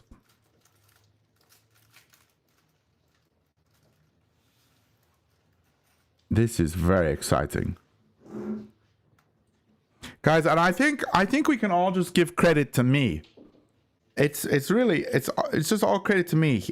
He said to me this morning, he said, what did he say? He said, hopefully I can give you a win after 3 losses with the cry emoji. And I said, this is what I said, lads. This is what I said. Wait, let me just tell you what I said. I said, don't worry about that, man. Just go in there and play your best chess. Good moves. Don't try to rush an attack. Always look for more options, even when it seems obvious. And he just took my advice, did he not? Did he not just take my advice? He did. I think he did, lads. I think he just took my advice. And I just realized I got to turn that light on. Let's turn that light on.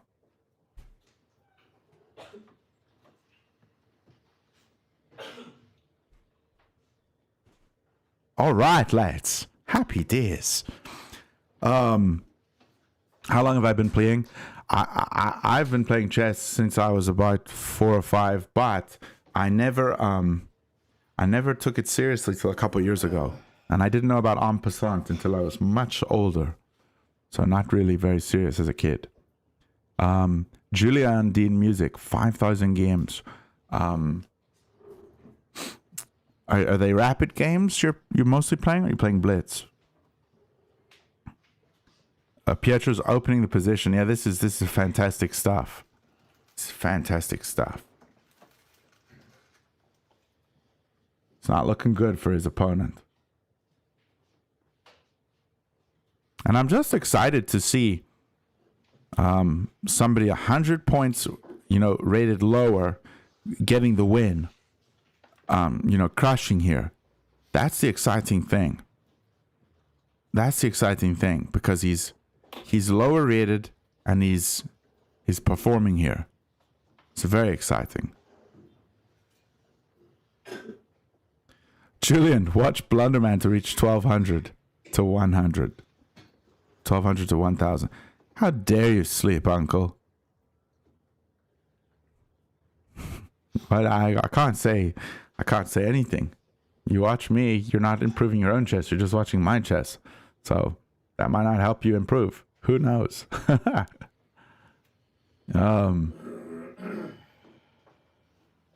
This is an exciting game, for sure. Very exciting game. His opponent is needing to find a few moves. Let's have a look at the moves that his opponent needs to find here. Bishop d8 is his best move. We've got rook a to e8, which is not obvious. And we've got bishop f7. So those are the three moves that he needs to find.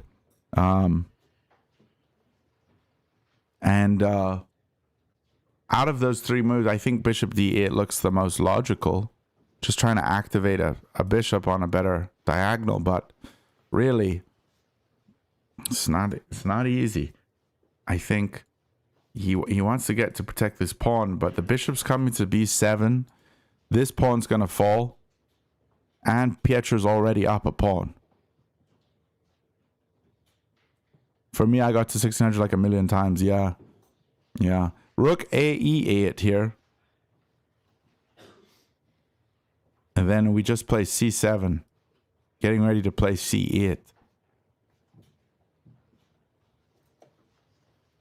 Or bishop b7 and then take the pawn and then protect it.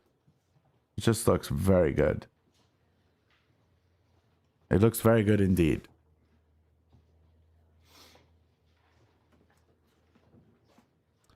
Do I still play Age of Empires 2? Julian, how do you know about my Age of Empires 2 love? I love Age of Empires 2. I used to play that game religiously when I was in college. I do still play occasionally, but I haven't played in a while. Very fun game. I love Age. Yeah, I honestly, I would really like if I was able to, I'm just going to fix this clock. I would really like if I was able to stream other games. I don't know if people would watch it, but I'd love to be able to stream some other games if people watched it. It would be very cool. Fools will resign. Wise players will accept a draw, but only to be continued. Yes.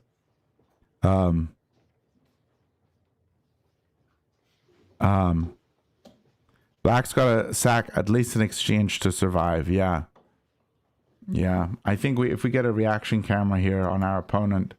Oh, that's his paper. Hold on. We get a reaction camera on this guy.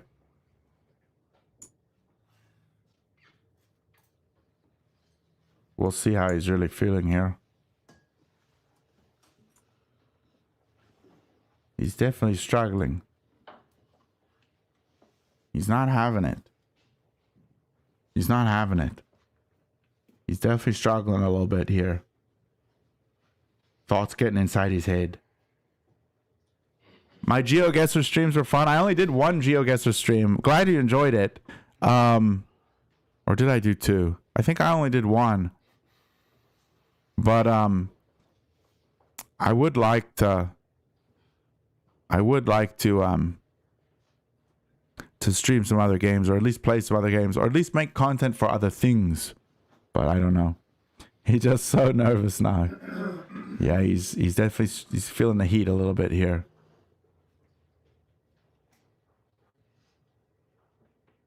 Do you think I need an opening in the beginning to get to 1,000? I mean, you don't need any opening ever in chess. Just play good moves. Just put your pieces on good squares. You just play the Italian and the Caro. And there you go. And Julian, what do you do against d4? You can't play the Caro against d4. Do you still play it like a Slav?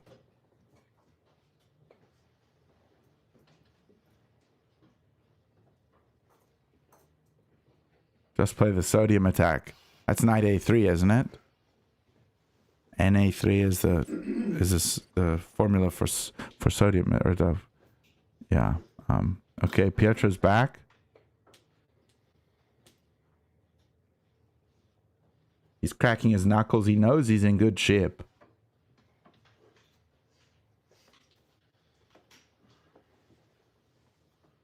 And Chester is still just sitting on his log there, you can see. He's having a dream. No, sleep uncle, you don't need an opening. Just play developing moves, control the center, and go for checkmate. Yes. I think you should do reaction videos and compilation of you losing. Reactions to what? People want to see more of my blunders? Maybe. Maybe they do. Void Eye. Yay, Void Eye's over on my YouTube channel. I'm not trying to steal Pietro's subscribers here. I ain't trying to do that. But you're all welcome. You're welcome. Oh, dear.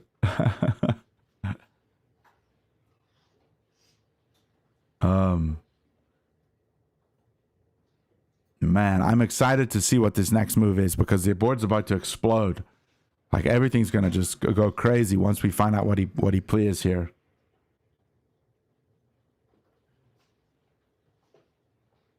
Now it's funny in these kinds of positions here when you're in the chess game and you're thinking and you're wondering what my opponent's what's he gonna respond with. I always sit there and I always think like, what's my opponent gonna play and how am I gonna respond to that move? So that as soon as he plays it, I can immediately go boom, like ready to just hit him with the next move. And I love being able to do that in a chess game. You really want to be able to. It's fun when you can get to a point where you're thinking on their time, and then they don't have time to think on your time ever because you never have time. He's played his bishop back.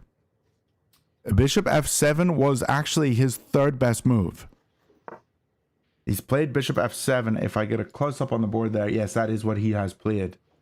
This was his third best move in the position. And now, what is Pietro trying to think here? He wants c7, he wants knight b5, or he wants bishop b7. I think bishop b7 looks the most obvious, but c7 is actually a little stronger. Don't know why, but it is. Now, he probably even has other moves like rook b1. Like, even this move is good. Just improving a piece and taking it slow. Even though it's not a top engine move, it's still good. So probably anything here, and Pietro is not going to fumble. You beat a candidate monster the other day. I'm not at that rating where I'm matching against titled players. That's exciting, Max. That's exciting when you get that high rated. What's your rating? There's just 8 viewers on YouTube. You're on Pietro's YouTube. Yeah, I probably have only a few as well. It's because I'm a bad commentator. I'm just not good at what I'm doing. 2100, Max. You're 2100 over the board. So you're gonna get that title soon, bro. It's gonna happen. You also subscribed and liked this live too, because why not? Hey, thanks, man. Tomorrow I watch Nepo versus Ali Reza. Speed chess games, Nepo played advanced towel opening every time and lose every game, still play again. What do you think? Why do you play the same opening if he is losing? I don't know, man. I don't know. He must have liked the positions he was getting, but I didn't watch any of it. But Ali Reza is a beast. I wouldn't put it down to the opening being the reason he lost.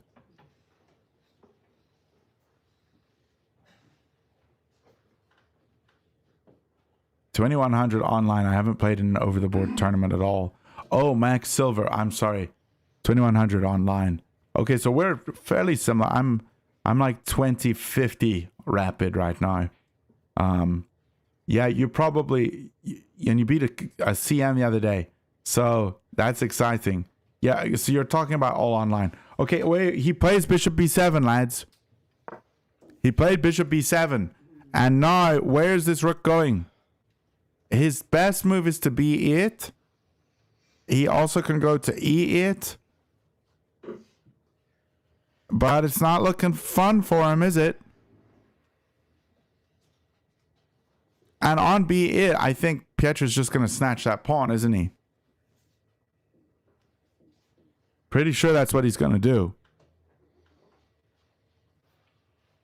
This is clean. This is clean stuff.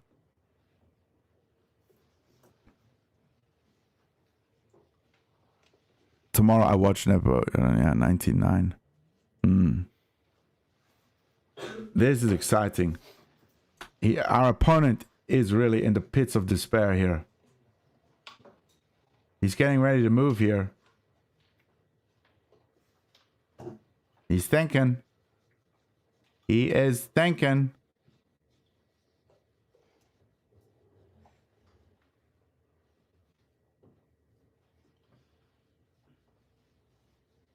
He's thinking.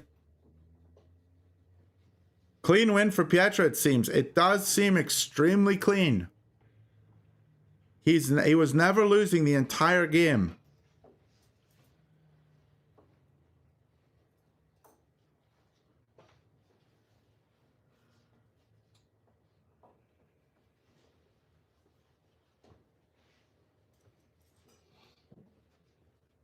And this is going to be good for Pietro because he was probably not feeling so good after those 3 losses, you know? Feeling a bit down in the dumps. This is going to do good for him. I mean, he just completely crushed this guy. Hopefully he can remember next time in this kind of game to play that h3 move so he doesn't get into such a messy position. And also the King D2 idea that we were talking about was really interesting. But this is looking very good.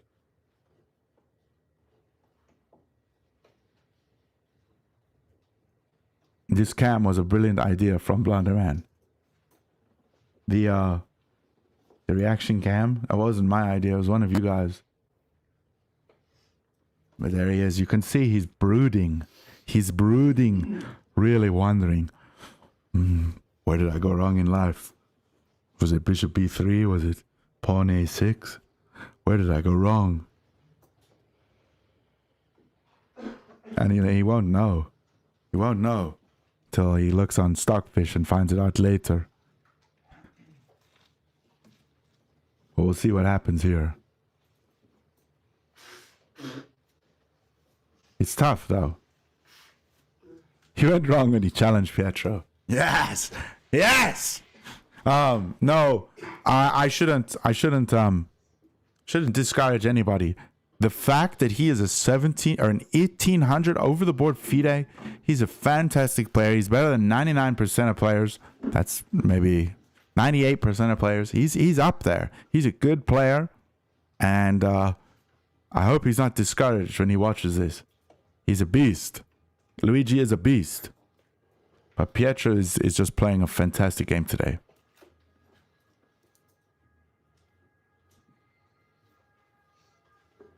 You said it first. You did the clock cam, and then it just clicked into your mind. Yeah. Yeah, the clock cam was a wave of brilliancy. I never usually get brilliance, but this was a brilliancy that I had.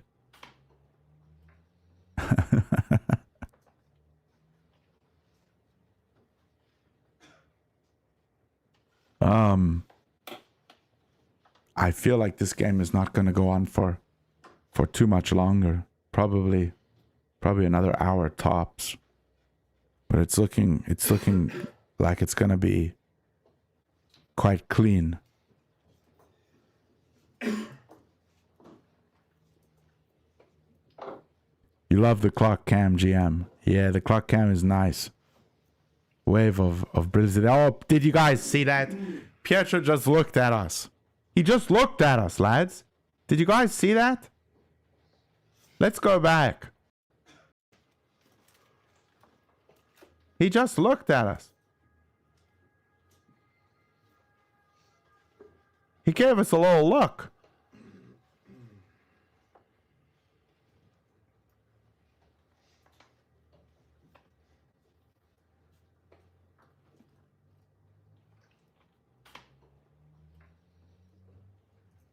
Okay, I'm not seeing it. Anyway.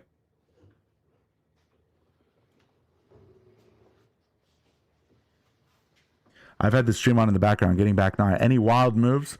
Well, yeah, Pietro's just crashing it. It hasn't been too crazy wild, just like slow improving. So here, he found the move b5, castle. He found this idea to go here, but really the problem started coming when our opponent started playing through the middle, and Pietro's pawn side attack started to work wonders for him on the queen side.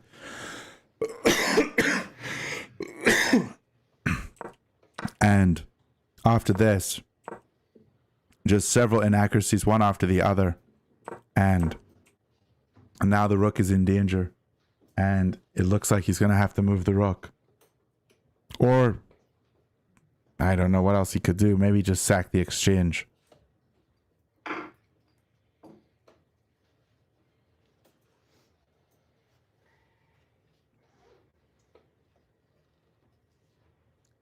If he doesn't move the rook, it's probably going to get taken. Chester Cam is doing well. You can see, yep, he's still chilling on his log. Breaking the fourth wall. Who do you think will win the Classical Chess Championship? I think Gukesh might not defend this time. He is in too much. I don't think Gukesh is going to keep his title. I just don't think he's been performing as well as other players. Man, I'd love to see Fabi win it. But I don't even know who's running in it right now. It'd be cool if one of these underdogs can get into it. Yeah. Yep. Chester's chilling. You guys want me to get Chester a little closer? I can hold him if you want to see him. Let me know if you want to see. Opponent is stalling. Yeah. Reported for stalling. No. But I mean, his move seems very obvious. I think he's just frustrated probably. But yeah, clearly rook a b8 is the way here. Clearly that's the move.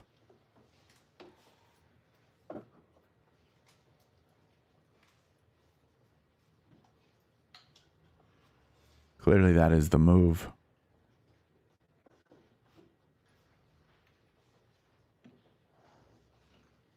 We'll see what he goes for though.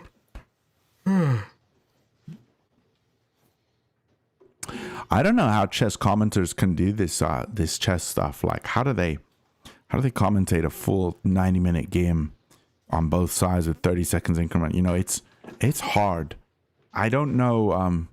They have to have chats that are just keep feeding them stuff, you know, so they can like discover things about the position and but yeah, rook a b8 and then probably bring the other rook in or take the pawn.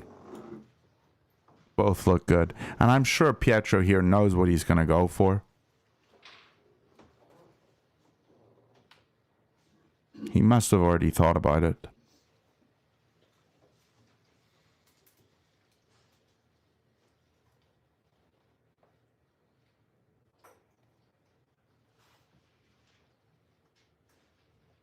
They talk a lot. I read the chat.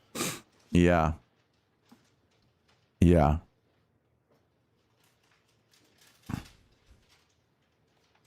That's what you got to do.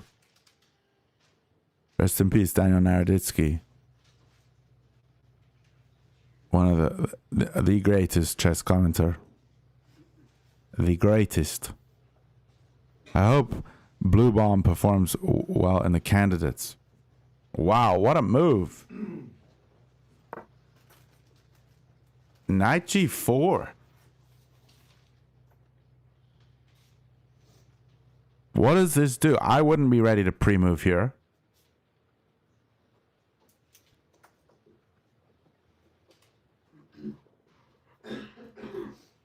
Oh, this is not looking good for him.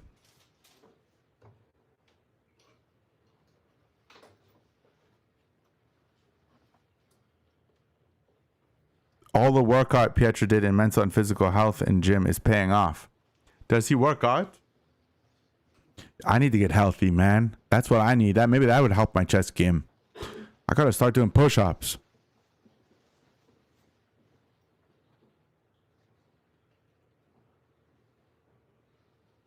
That's what I need to do. How does the knight move? Aha moment.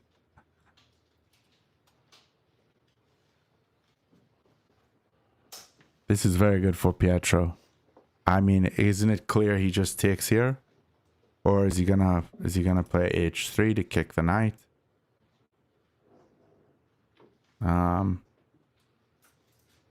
Is he gonna push the pawn?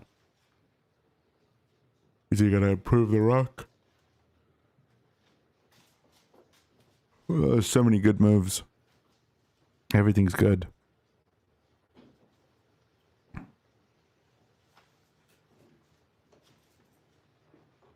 You're playing chess right now and you made a so brilliant move. Epic. Epic stuff. You'd probably play rook a6. This is an inaccuracy apparently. But it doesn't even matter because we're so ahead that it's fine. You just to get the other rook here and then to go here.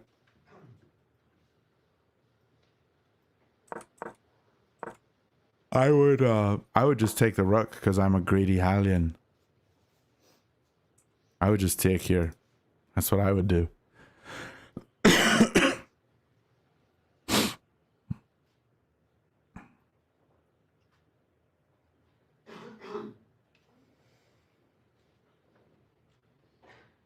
And I've seen the title and I thought you were playing there. Nico Piccio. I'm not playing. No, I'm commentating Pietro Checkmate's tournament game. The Caravel Cup Roma 2025. And it's a road to Rome because I don't think this is played in Rome. I think this is in Amsterdam, I believe.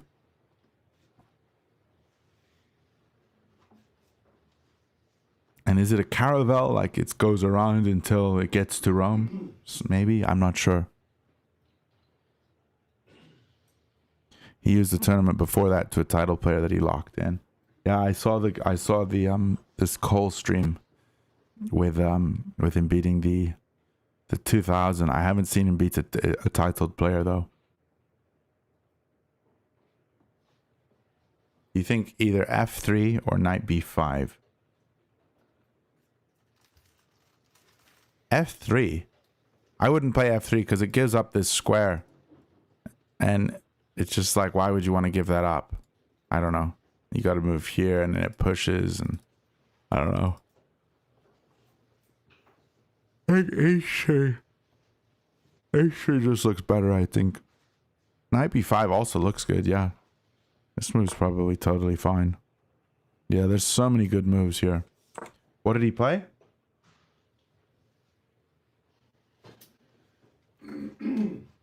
He just moved his rook to e1? I don't understand that move. I don't understand that move. But okay. He doesn't want any invade because he's worried about this and this and this. I guess he's just playing very safe. I guess, yeah, I guess here he was just worried about this and take and here. And he was thinking about this. And then this.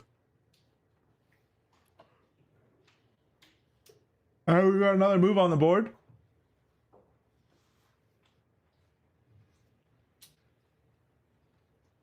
What did I miss? He's played bishop f6.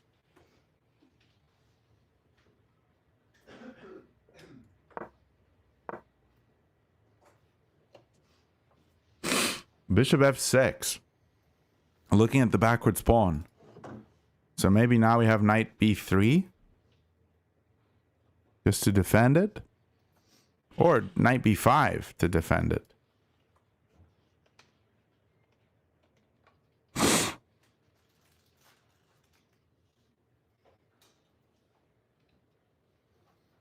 And he's trying to fight here.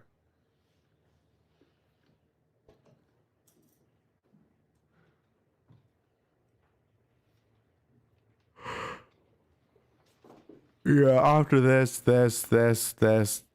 probably.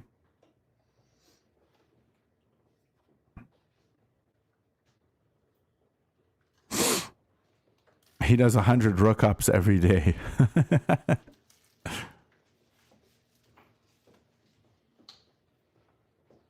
Yeah.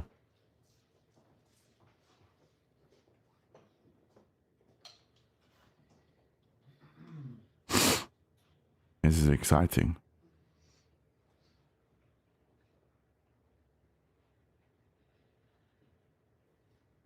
This is very exciting.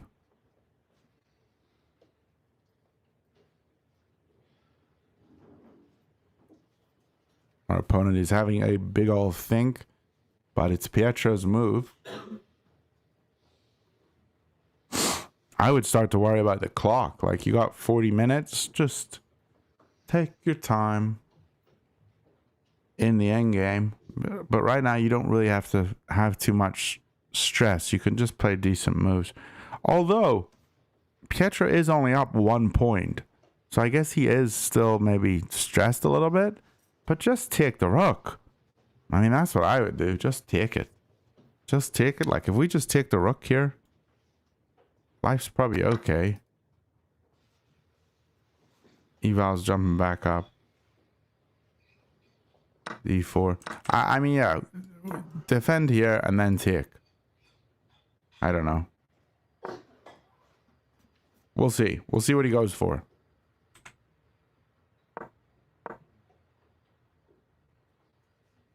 We'll see what he goes for.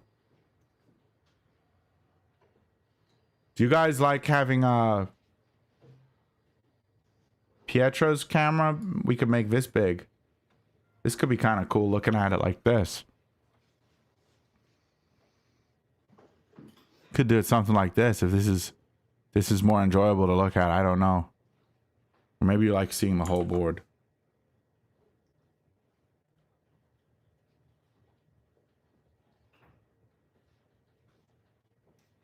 Here he goes. Rook E4. I like it. This is a great way to defend the pawn. Defending the pawn and preparing a rook lift. Or making a rook lift to prepare the doubling of the rooks. This looks very nice. Although this does tie your rook down, you know? You don't really want to tie your rook down to this and this. Kind of annoying. I think really what he needs to do is play h3. Get rid of this knight. And then he can not have to worry, you know? What was played? The rook comes all the way back to e8.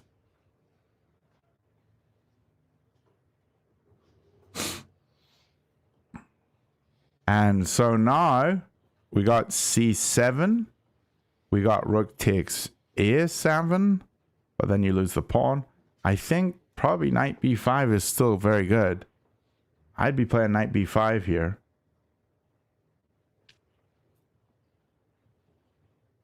I mean, knight b5 is so good because it just allows the pawn to push. Here you have this move.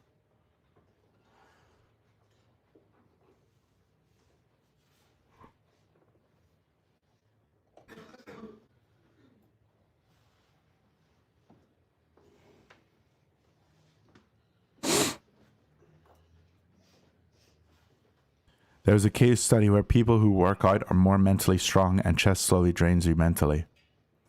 Yeah. I think it keeps your mental a bit sharper, doesn't it? Doesn't life just drain you mentally? I think so.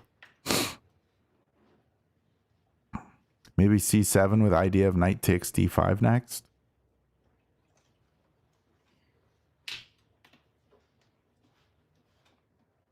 Yeah, maybe this is a better way.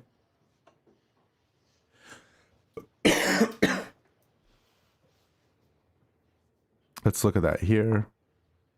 Just something random. Here, here, here, with check.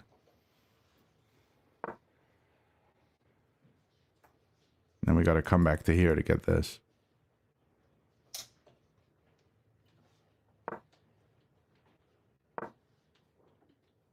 We'll see. Oh, he moved. He moved. What did he play?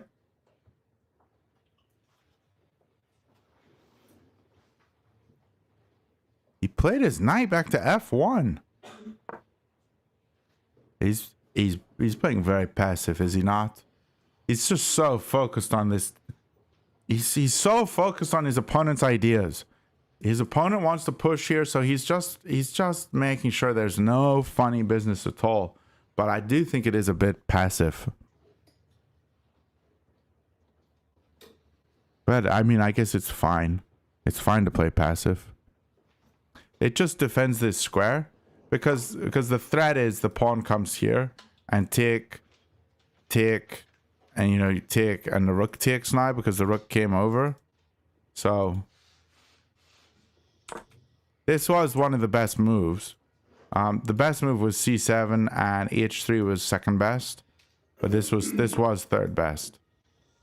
Seems a little passive. I don't know, or not passive. That's the wrong word. Just caring too much about your opponent.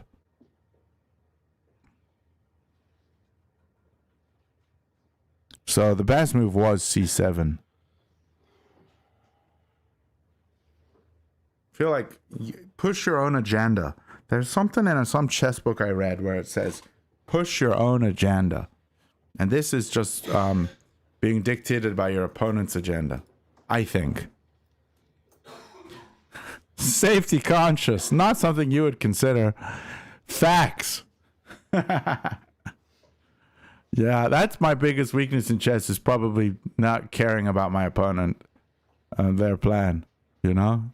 I'm not so conscious about what they're doing. I would rather push my own plan. And if it fails miserably. Because that's why I have so many blunders. That's probably why. Wait, what happened to the camera? Or the clock? There's the clock. I'm sorry. The best defense is an overwhelming offense. That's right. C-pawns will do damage. No big hurry, I guess. Yeah, maybe not. E3 isn't even a danger. Yeah, I mean, who cares if E3 comes? I don't know. I don't. Jeremy Shulman's How to Reassess Your Chess is the book of which you speak. I'm reading it now. It's super useful. Yeah, push your own agenda. I think that's something he said. Yeah. Big Silman, the man himself. I always want to say the word Silman like Shilman, because I lived in Korea for 5 years, and anytime they used the S in a word, they did it as an SH. So it was a sh. So I always think when I see Silman, I think Shilman. I don't know why. Kind of weird. Anyway, what's my opponent's plan here? G5. This is the best move they have. F takes G5, bishop takes G5. They also have bishop D8. And then we go knight B5 just to defend this square and push. And they also have rook B8, which he's probably not going to do because he's already thought about this plan. So probably this is this or this. These are the two moves that they can play. But we'll see here.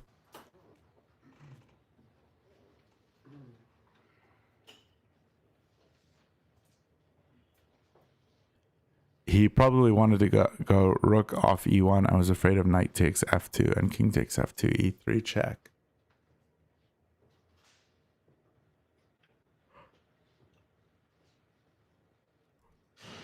I see.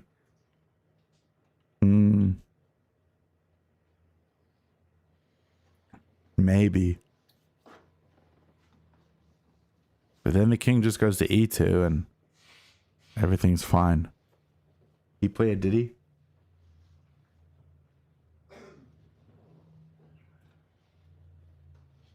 He played a5. Okay. It's an okay move, but nothing really is okay now. Everything's kind of losing. So here again, we want to play c7. We also want to play knight b5. Use this knight to push your own agenda. You could even put the knight here and go e7 and then push it the whole way. But knight b5. We also have h3 just to kick the knight again. Hopefully he doesn't focus on this. I think he just needs to get this move in finally. This knight's not doing anything. Just improve it. Or play c7. Both moves would be very good.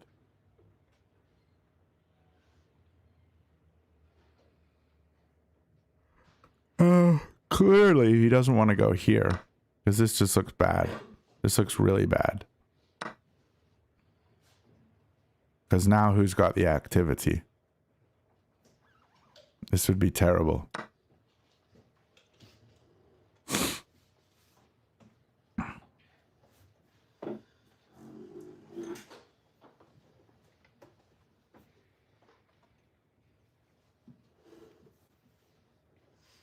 Looks like our clock has been bumped.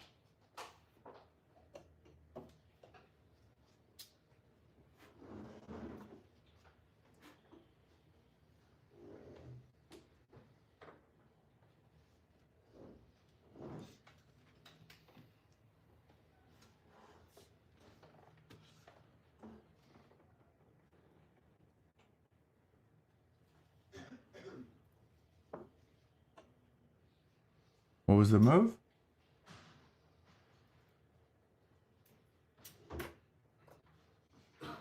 Oh, he played his knight up here. I think this is fine.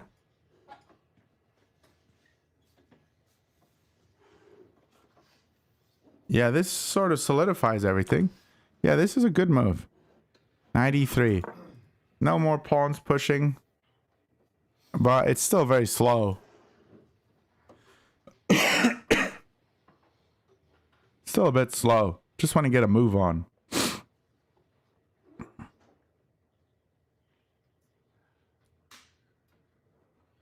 Even, I mean, h3 is probably just as good, but yeah. He's just really taking his time with it, not rushing anything. I think this is probably something I could learn. I just need to play slower chess.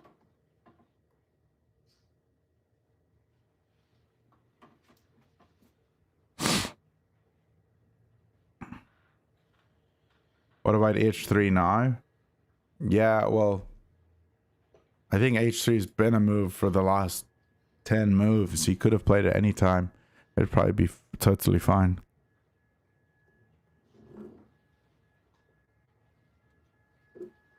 He's also threatening to take on f5 here, which is very interesting. And then maybe the knight jumps into d6.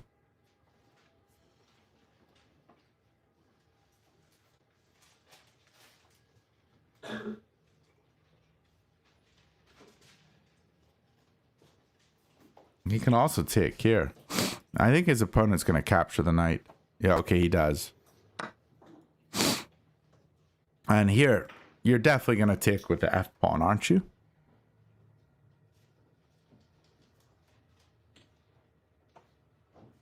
He does. Okay. So now, this is solid. There's no issue here. And he can take this pawn. But he has bishop d8. The position's still great. And now everything's more solid. So, I think we're gonna eventually now see something starting to happen.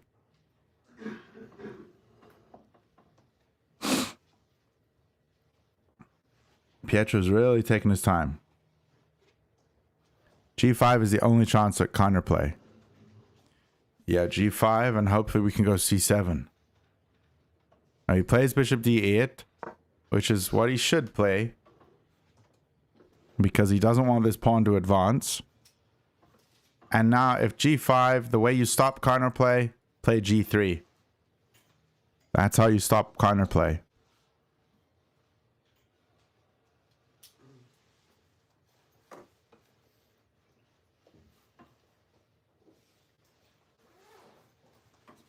I think just get this knight in. Like, can we not go knight b5 here? Yeah, this move's decent. It wasn't one of the top 3, but this is what I want. I hope he plays knight b5.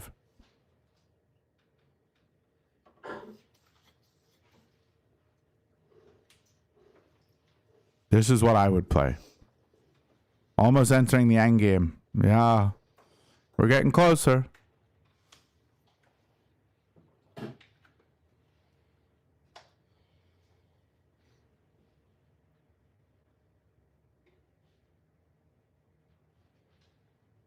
And maybe rook b1 could be something here as well. Just looking down here. I think it's fine.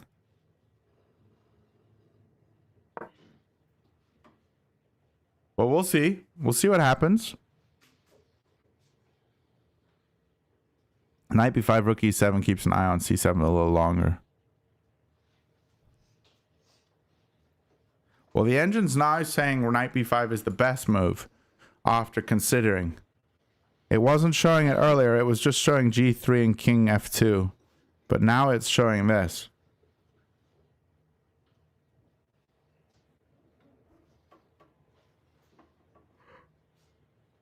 It's actually showing it as best now that it's had time to configure it, and do some running through some stuff.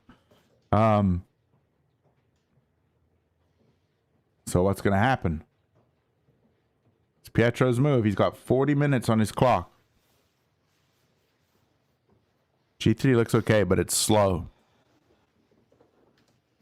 Well, G3 is just, yeah, it's another preemptive move, and it's sort of just the way that Pietro plays, I think. He played knight b5. Nice. Coming up with a plan, and now black wants to play g5. And if g5, could we go g3? G takes. G takes. And this is fine. But you can just take here. And then he's going to push here, maybe. You have to try something, don't you? So knight b5 is on the board.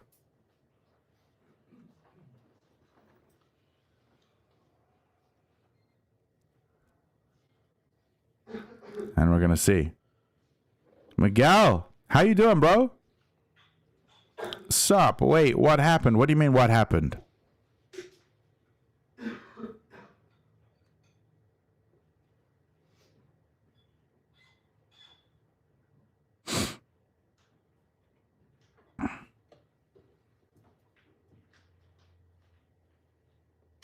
What is this time control? It's 90 plus 30. 90 minutes each side and 30 seconds every move is added. Knight b5 also stops bishop c7, which is what black wanted to play. Right, just to blockade the pawn.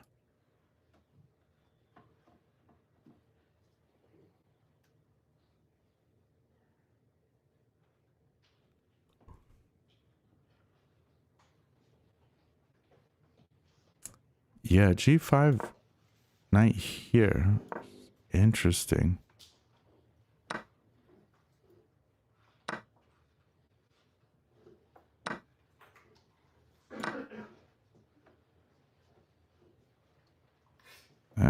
It's all interesting. We'll see. It was equal before a meeting you had. Ah, yeah. Oh, you want me to just run through the moves? So if we go back here where it was equal, queens traded off, and there was a few moments where Pietro was able to just play better moves. This move, castle, wasn't was okay. Bishop here, here, castle. And at this point, the game was completely even. And he played e5, trying to break through the center. And he played b4, which I think is just such a good move. This is not worrying about your opponent's issues. This is playing your game, which I'm glad Pietro was able to do here. And he was able to take here and just get a slow advantage. So he's played very slow here and allowed his opponent to keep those rooks, but yeah. Okay. Wait, we have some moves.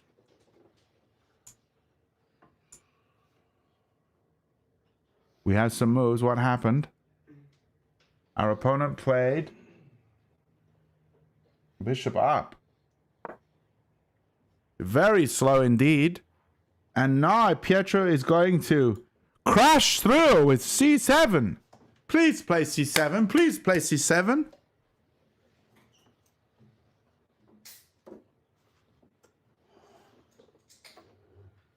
Pietro put pressure on well early doors. Yeah, he played well. He played well. He had a few things that like maybe weren't perfect, but he played really well. I want c7 here.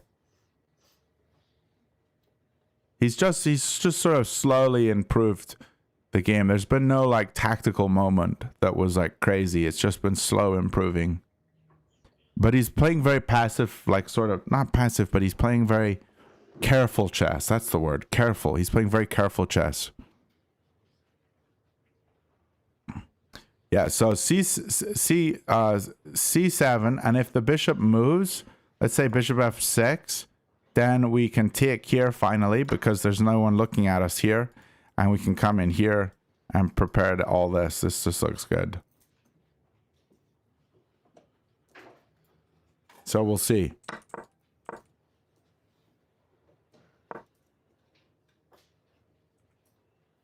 So the three top moves are c7, rook ea1, EA Sports, rook ea1, and g3. Those are the three moves.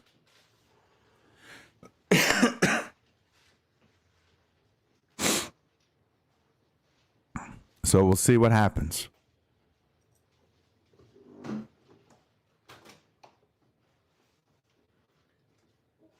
He's got 38 minutes. He is chilling.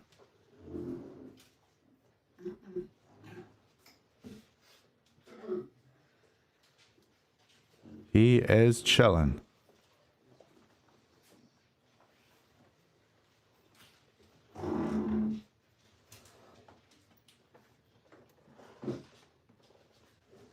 He is chilling. This kind of looks like a reverse French structure. Does it? I don't know what the reverse French looks like. Did he play c7?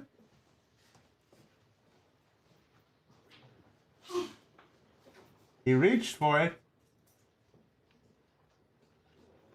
c7! Boom, Daddy! Boom! That's it. That's it. c7 has come. You're surprised he hasn't resigned yet with a rating that high. Well, there's still pieces on. There's still play in the game. But yeah, c7 has come. This is looking very good. You don't resign when there's still play in a game. Generally. This is very good. This is very good.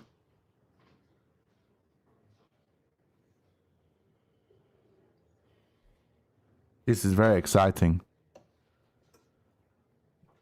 I think our camera all just shifted. Like everything sort of just tilted somehow.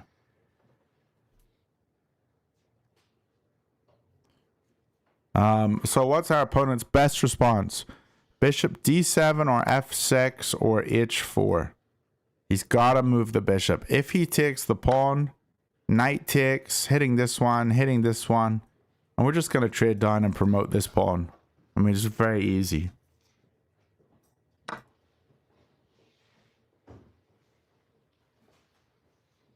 This is probably like mate in 50 or something. The engine gives it a 5.32 advantage for white.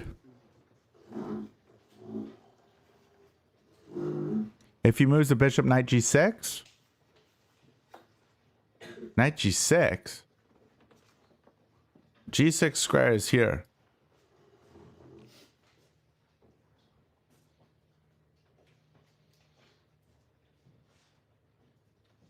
Knight g6. I think you mean g3. Are you thinking g3? Opponent's going to resign any second now, I think. He could. He most definitely could. I don't think he will, though. Doesn't look like there's anybody at our chessboard here. My commentary has just destroyed the whole thing. And people are gone now. They ain't having it.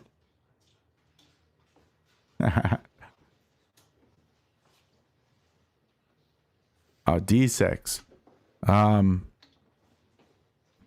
D6? Oh, you mean knight d6? Oh, okay. I think that's what you mean. So let's say bishop moves knight d6. This is definitely decent. But the best move here is rook takes a5. Getting the other pieces in. But yeah, knight d6 looks very forcing. This rook's going to have to move up. And now we can get...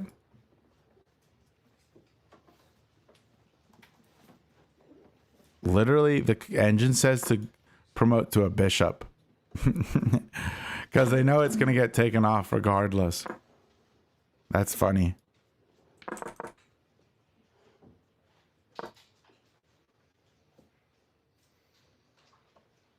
We'll see, though. What did he play? He did play f6. Bishop f6.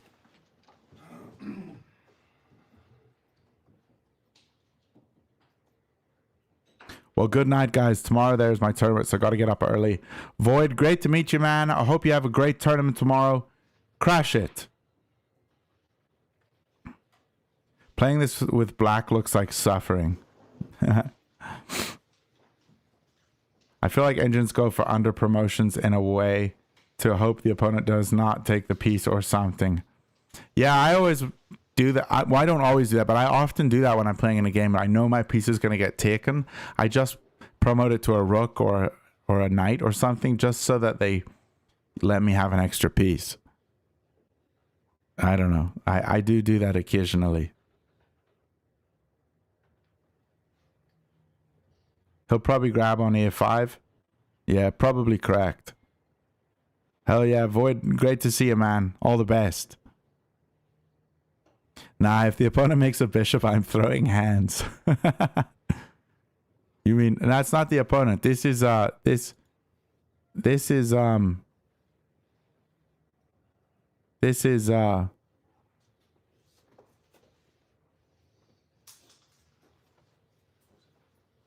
here is Pietro. So this is the opponent over here. This is Pietro. Will you fight Stockfish? I don't know what that means. Stockfish is too strong. Making a bishop would be funny.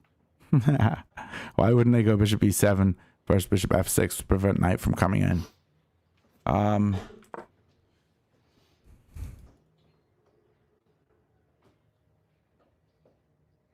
I'm wondering.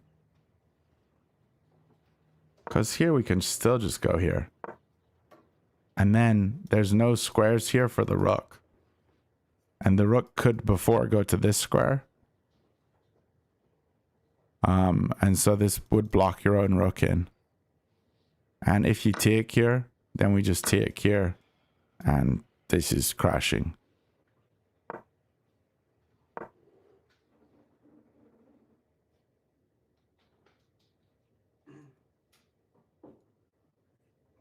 Hopefully that made sense.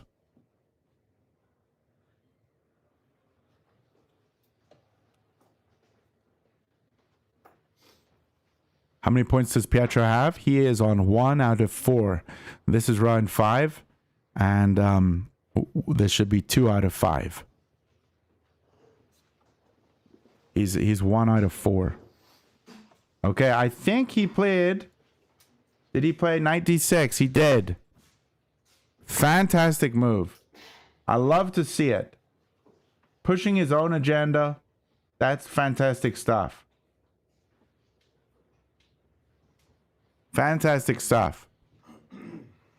So the best response from our opponent is rook e7, where we can get a queen or a rook or a bishop. Doesn't really matter. And the second best move is g5, and I think he's not going to go for this because he's already tried this. And then he's also got bishop h4, which seems a bit boring. We just play g3. So probably he's just going to play rook e7.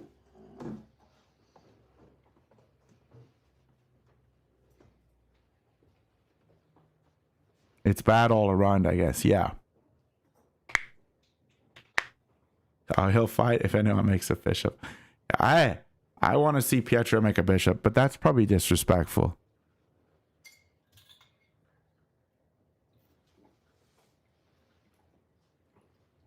Pietro showed me the people that he was playing.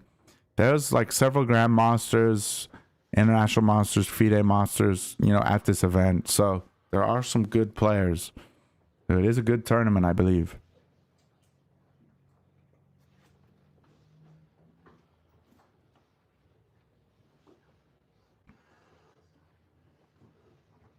You know you would be cooked playing this then.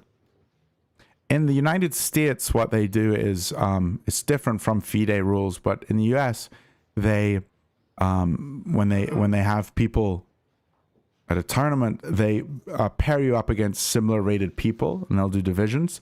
But in FIDE events, everything is just a big open, so you can play the Grandmaster, you can play anyone. Like it's more random with who you get paired up with, or not more random. I'm sorry, that's the wrong. But like if you win like all your games, you're going to be playing the top board. But at USCF, if you win all your games, you're going to be playing the top in your section, which is very annoying.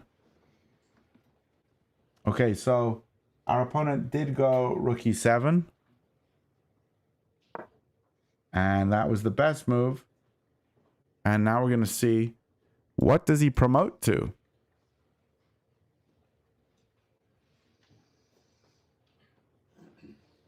Because he's not going to defend the pawn.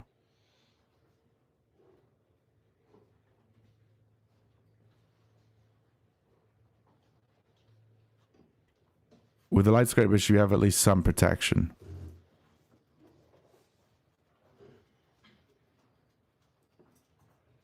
Is that a queen? It is. You got a queen, my friends. He has promoted. He's promoted to a queen.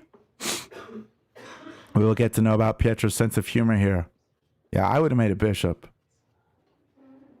Well, the only reason I wouldn't make a bishop is so that my opponent doesn't take longer.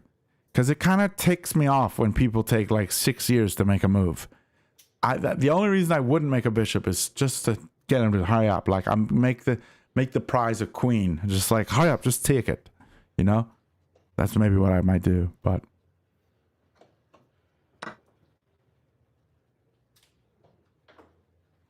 okay. So now the material is a +3 for white. And he is up a whole night, which is very nice. Wait. What am I saying? Yeah, he's up a whole night. Yeah, because there's an equal number of pawns. There's pawns on this side. He's just up a night. What did I miss?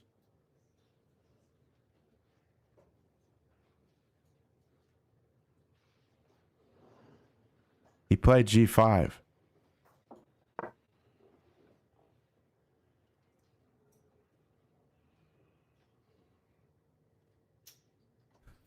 The c pawn is worth another piece. Yeah, exactly. And now Pietro can take on f5, which is not easy to see that because it leaves this weak. If you take on f5, you're hitting this one, even though you lose this one. Bishop b7 is also good. That's probably what I would play just to prepare the pawn push. Or if you really want to deal with this, you could just take it. So there's 3 good moves here.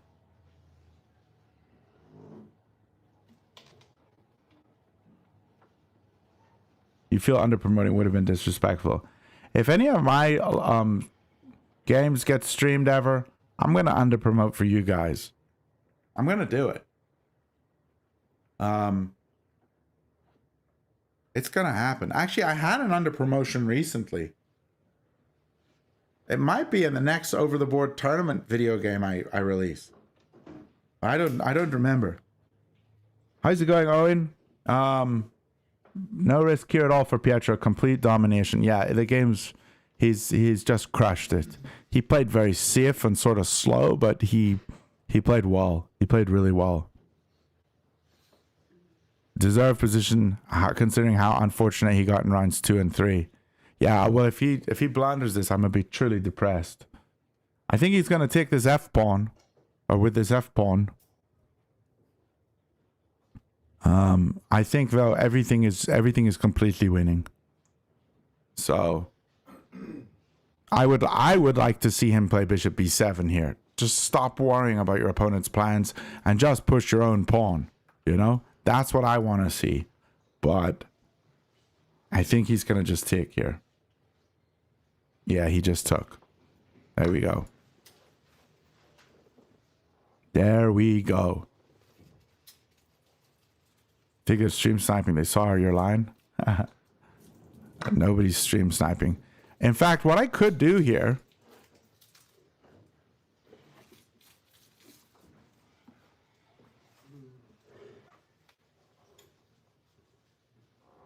Yeah, the game's still going on in 15 minutes. I was just going to say, if I saw that the game had actually ended in 15 minutes, we could play it in double speed. Okay, so he's grabbing this pawn here with his bishop. Complete crashing. I love how he's playing. This is very good. And even this bishop stops the rook's infiltration here. Not that there was any, but he's holding here. This pawn's going to promote. He's going to take here. Maybe get a rook here or something. I don't know. Maybe pull back here and defend here and then go here. This just looks very good. Chess Centurion, I've seen your channel before. You make good videos. Heck yeah! Chess Centurion and Blunderman, the best Caravel content creators. Eddie, you're an idiot. You're an idiot if you think I'm a good Caravel content creator. Don't know what I'm doing with my chess. Thank you, man. I enjoyed commentating round 3 yesterday. Yeah. Chess Centurion was commentating for Pietro yesterday. Fantastic stuff. Alex Bonzea exists, but we don't include him. Yeah, right. Yeah, my Caravel knowledge is shaky at best. I have Chess Centurion's approval. Okay. Yeah, we'll have to do some collab together, bro. Don't know what, but I was thinking of doing some kind of stream collab together with some people. I was thinking with I was talking to Cole. We were thinking of doing some ham brain chess, something just more lighthearted and fun. I did one with Apex recently. It was a lot of fun, but yeah, could be a lot of fun to do some of that. We should do some kind of collab. In fact, I have this little calendar on my desk here, and last time Chess Centurion, when we talked, and we said we were going to do a collab, I literally wrote on my little whiteboard here. It says collab with Chess Centurion. Because I wrote it on my whiteboard that I needed to do a collab. So I'm gonna have to set something up. Handbreen would be pretty funny if we can get 4 of us in. Oh yeah, doing it like a four-way handbreen. That'd be cool. What we did was me and Apex, we switch off. So sometimes Apex was the brain and then sometimes I was the brain. And we just play viewers in the stream. So anybody who like donated got to play, you know, they donate $1 or whatever. And then they got to play a game, which was really fun. It was really fun. Would you ever consider collaborating with Frank one day if you're familiar with him? Who's Frank? He sounds like some old man at the trailer park on the swamp. Frank. Who is Frank? I don't know who Frank is. I should collab with Dubious Savant. Guys, here's the thing. When I do collabs with people, it stresses me out because I'm not good at chess compared to a lot of these people. You know, I did one with Tushi because everybody was like, oh, and you got to collab with Tushi. And he cooked me 4 games in a row. Although game 1, I played an incredible, crazy, tactical minefield of an opening. And it was nuts. And he didn't include all my analysis and stuff in it. But it was fun. And I got a winning position into the end game. And then I lost. But, lads, I'm not looking. So he went rook b8 and a rook takes a5. That's what's going on here.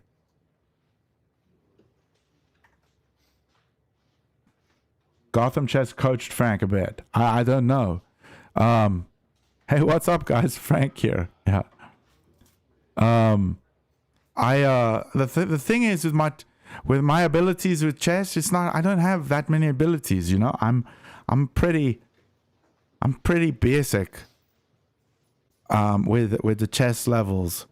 I did a collab with Nelson Chess Vibes, and that was fun. But like he cooked me in both the games.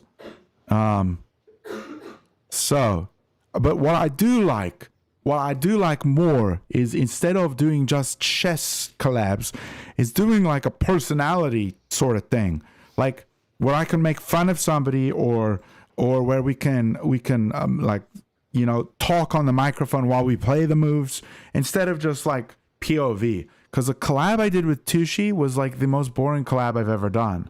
He recorded everything on his own. I recorded everything on my own. And I didn't even speak to the guy. So, like, it was just boring.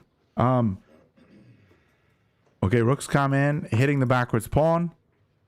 And now we got checks. So we're going to see what happens here. Yeah, I would rather be able to, you know, just talk to people when I do collabs. That's more fun, I think. So Handbreen would like enable that a bit. I learned so much stuff from Nelson. Yeah, Nelson's a beast. And then Nelson reached out to all of us, Chess Centurion, myself, Pietro. We did that big collab recently. That was a lot of fun. And I like that because you could talk with people. Anything where you're like talking with people, there's a bit of like human interaction. That's the one problem with chess content, is it's like I can never really interact with people when I'm doing it. You like the group collabs where you work together? That one where you did with a bunch of the other guys, played a GM together. Yeah, that was fun. That was a lot of fun. I enjoyed that.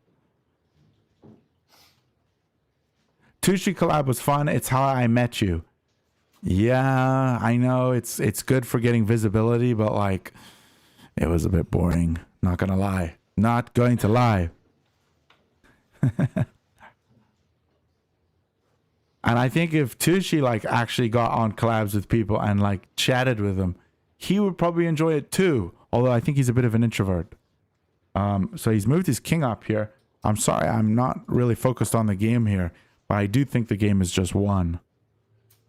Putting into perspective just how strong GMs are, like you guys ain't no slouches at all. Yeah, I mean, I was the biggest slouch out of the group of us. And yeah, that GM cooked us. And it was like so simple for him. Yeah. Yeah.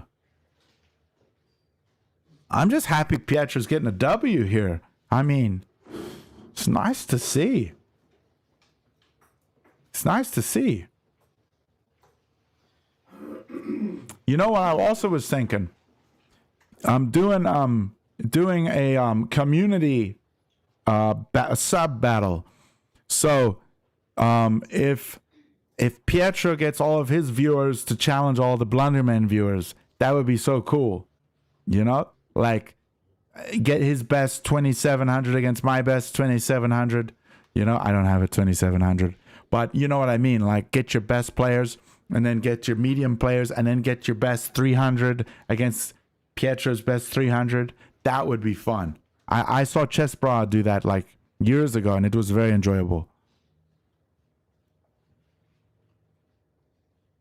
When Hikaru did it in the past, it was always a blast. Yeah, I think those kinds of videos are fun. He did it like that with Witty. Did he?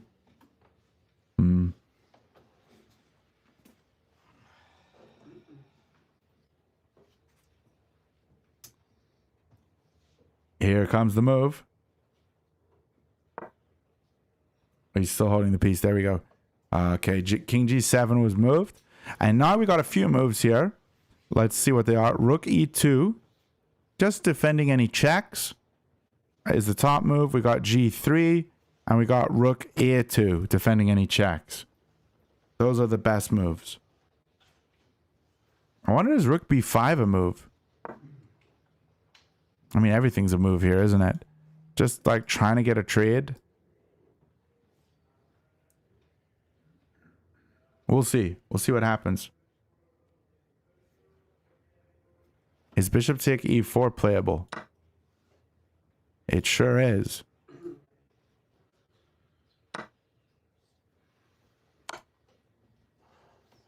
Because of this tactic. That would be cool. That would be very cool. We'll see if Pietro wants to play fancy with us and do something like that. Rook b5 forces a rook off because if the rook on b3 moves away, you have rook b7. Yeah. And then this one is getting cooked.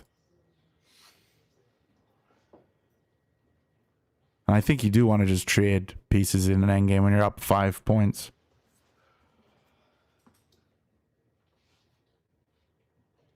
Learn chess with Pranay. You'll play from Pietro's side. How dare you? How dare you, man? You fool!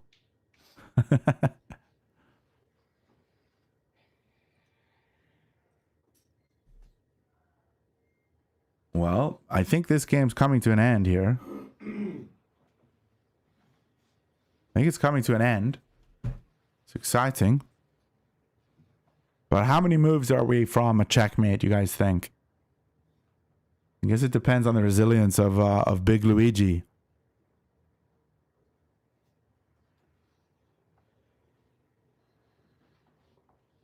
Pietro kind of looks like Fabiano to you. Got his aura a little as well. What was he with the curly hair? I have to say, he's got a killer Christmas hoodie there. That's a beast level Christmas hoodie. Sweater, whatever you call it, jumper.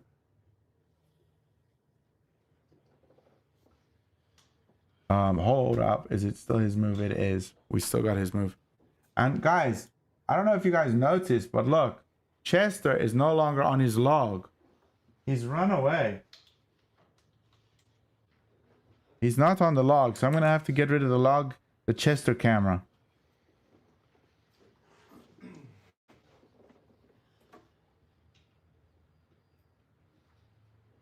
I don't even know where it is.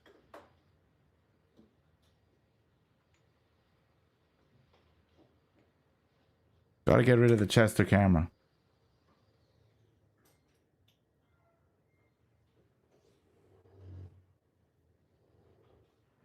We're still waiting on a move here. Gonna see what is played here.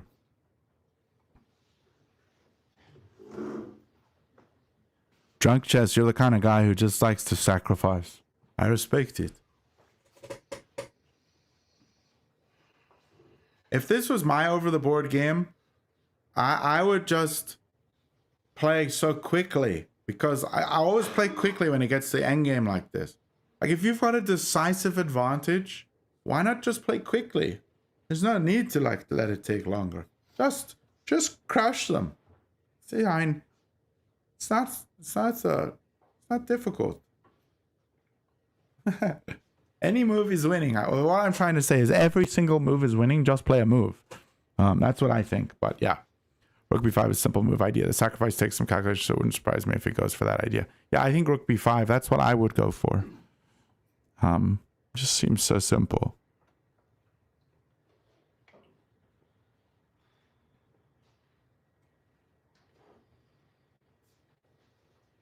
And it's not a top engine move. I didn't see it on here. We just have bishop takes e4, which is now technically best. Wow. g3 and rook a2. And earlier it was saying rook e2. This is a move I would consider. Oh, he does. He goes for rook b5. Nice. Happy days.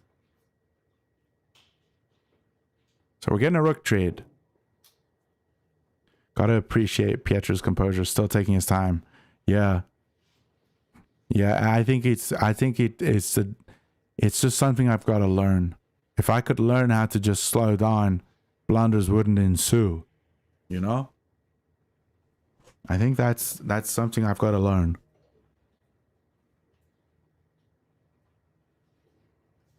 But nice. Rook b5 is good. So basically if the rook moves, we can go here and get this rook off, because this rook's pinned to the king.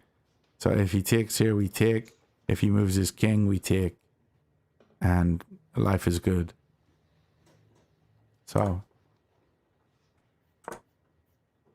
we'll see what our opponent goes for. Yeah, he goes for c3. Do you reckon you're not as much of a fan of classical time formats, Blonde? I am similar, and I like to move off of intuition. I hate classical. This format is terrible. It's too long. It's like I have only 24 hours in a day, and I would like to use some of those hours like eating food, socializing with some friends, going outside, seeing nature. I don't want to spend the entire 24 hours of my day looking at a chessboard. Even if I love chess, I don't want to do that. So I really like the 45-10. So the 45-10 over the board is great. It gives me enough time to calculate, and it's not like insanity with how long you have to wait. So he hates chess. We heard it here first. No, I didn't say that. I love chess with a fiery passion. You know what I'm gonna do though?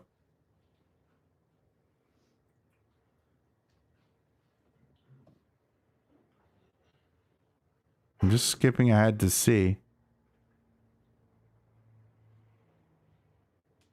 It looks like the live ends after. No, it's still going.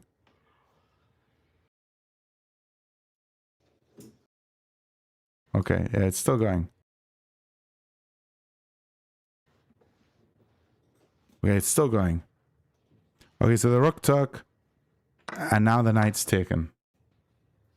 There we go. Okay.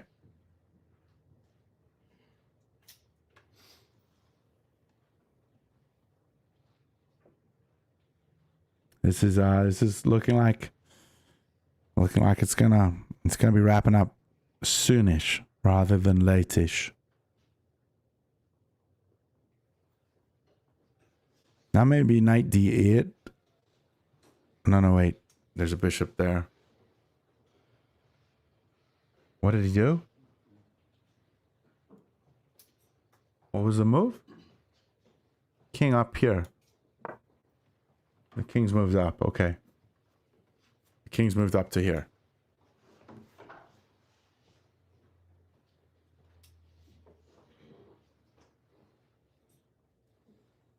And And he just took this pawn. He's just snatching everything, isn't he? Super patient. That's the word for it. It's patience. He's just playing this patiently.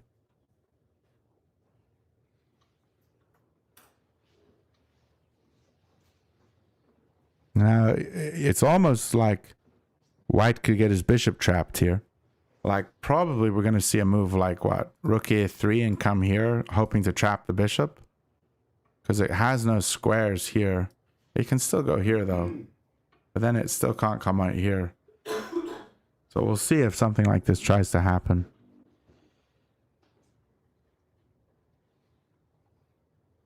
And the king's moved over. If Pietro will win this game, then what are the possibilities that he'll play with a title player next? 2 out of 5? Probably not likely. Probably not likely. Blunderman to Turtle Man. What does that mean? I would have done Bishop d7 to prepare the pawn push.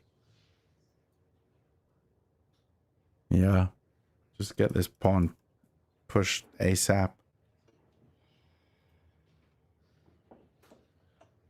What did he go for? Oh, lads, I gotta pay more attention.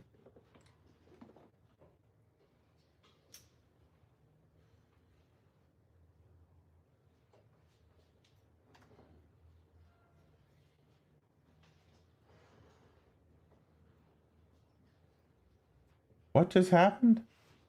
Oh, here, check. Sorry. There was a check. And he might be able to win this pawn. And surely there's going to be a resignation here soon.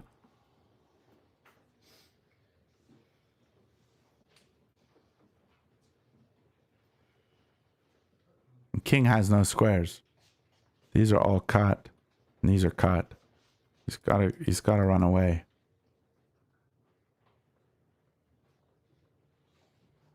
This is very good for Pietro. The opponent is a better man than you. You'd left like 10 moves ago. Wins both pawns, yeah.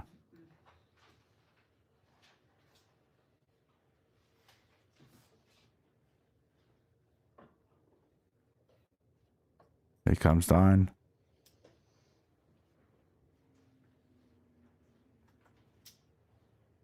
And now this pawn is going to be killer. Especially when it has a pass pawn with it.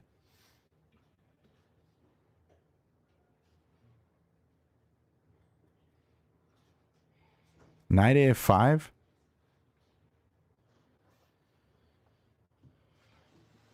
Block the rook's vision after it moves to c4. Can't they just take? Well, I guess not after this. I see.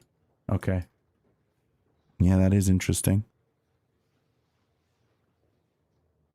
Yeah, so he needs to take here. Knight d6 is the best move, actually, yeah. So knight d6. And the king's got a few moves.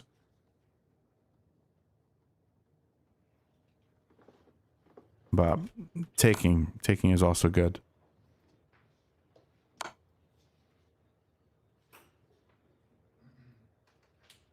Tournament is a serious game. I doubt you could blunder in that. He goes for knight d6. Best move. His patience is impeccable. He looked for another move.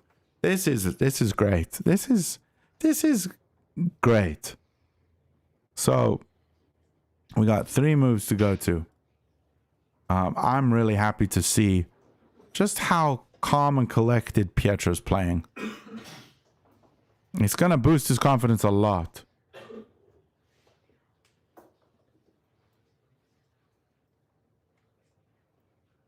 This guy's getting manhandled.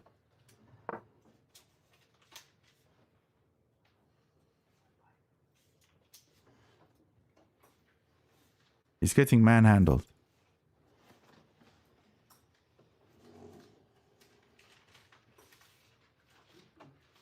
Now bishop takes. h3 was the best move, apparently. He could have gone h3 here. And h4, this is a mate. With knight f5. here and bishop f7. That's checkmate. That would have been cool. But if here it wasn't checkmate. So bishop takes d5. Bishop check. g3 is probably coming.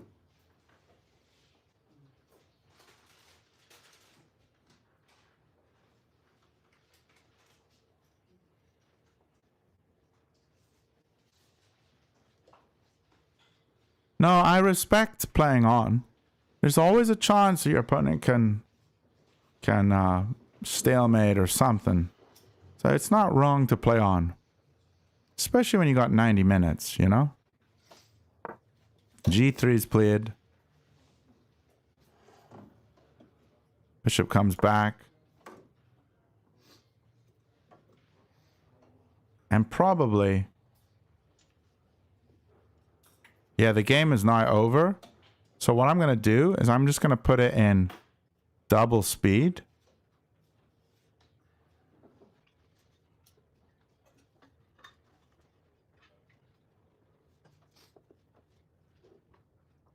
And we're going to see how this goes. So just 7 more minutes. Where did he go?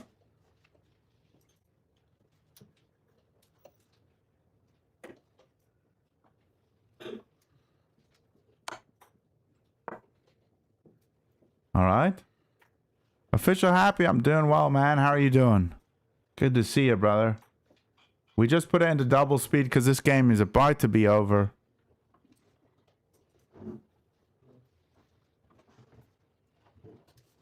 Knight's taking the pawn.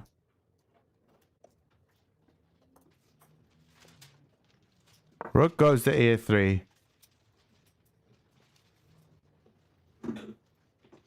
Easy dub for our homeboy. He deserved it. He played very well.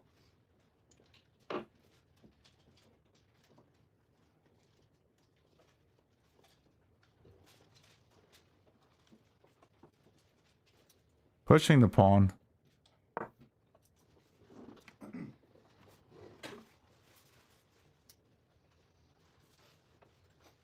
It's not disrespectful. No, it's not disrespectful. It's totally fine. You have every right to try. It's not disrespectful at all.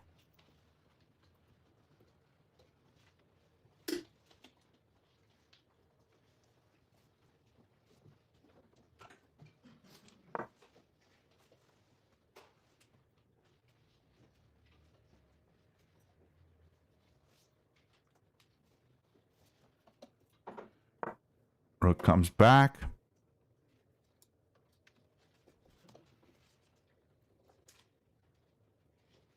I think he's going to resign here soon.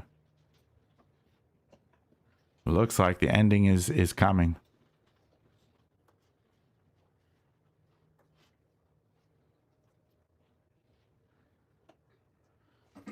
D6. He was 1-4, and after this victory, he's going to be 2-5. 2 out of 5. 1 out of 4. Now he's going to be 2 out of 5.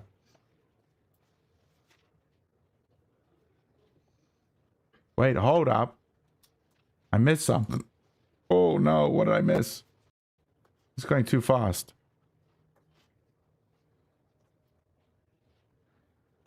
He pushed here.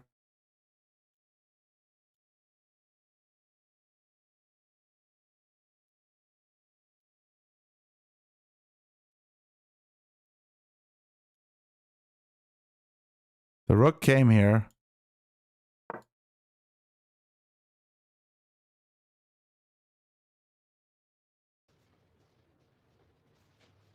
And then he pushed here.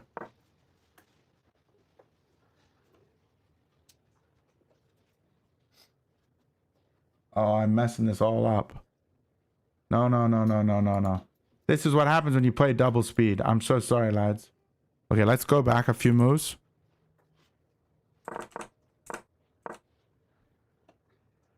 So back here, he pulls the rook down.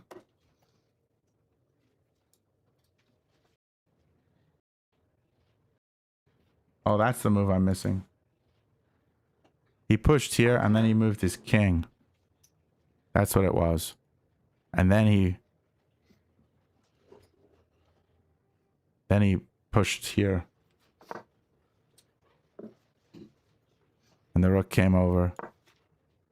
There, now we're back on track. I'm so sorry. I'm useless.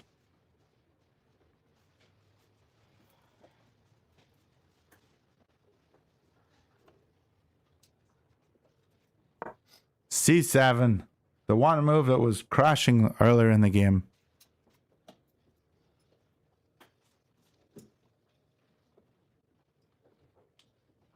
I think this is going to be GG.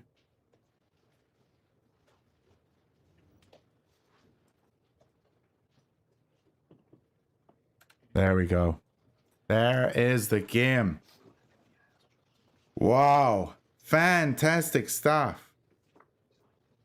Let me just put this up on the in front here so you guys can see. Fantastic stuff by the man himself. Congrats to Pietro. What a boss.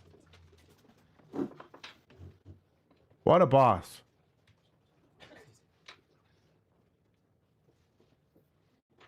GG's all around.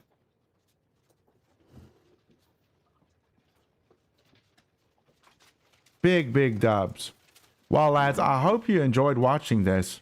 The London system is very strong, and I think wait, King G6 was the move I missed. So let me just King G6, and he pushed here, and he went here, and he went here, and this is where it resigned, I think. King C7, wasn't it? But you want to just check the review here. Let's just check the review and see. I'll just tell you the engine's accuracy. The engine says Pietro played with, well, I'll tell you Luigi first. Luigi played with an 85.6 and Pietro played with a 92.2. So fantastic game from him. Only 3 inaccuracies the entire game.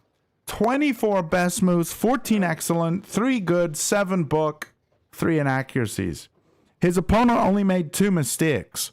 So that was fantastic stuff. What I'll do is I will share this game with anybody who wants to see it. Share game. I'm going to just copy it and I'm going to send it to Pietro, and I'll also put it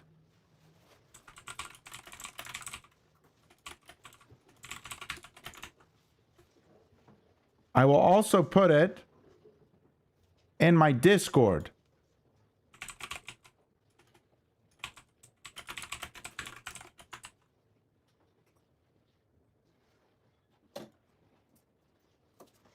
I'm going to put it under the over the board.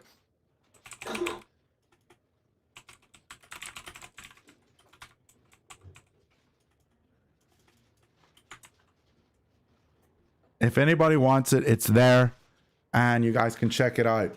You can join my Discord if you like. But anyway, lads, thanks so much for watching this. This was a lot of fun. I really enjoyed streaming this. Great to chat with some of you, some people that I don't normally talk to because you're not in my streams. But hope you enjoyed this. Hope you guys have a great rest of your Friday. And God bless. See you guys later.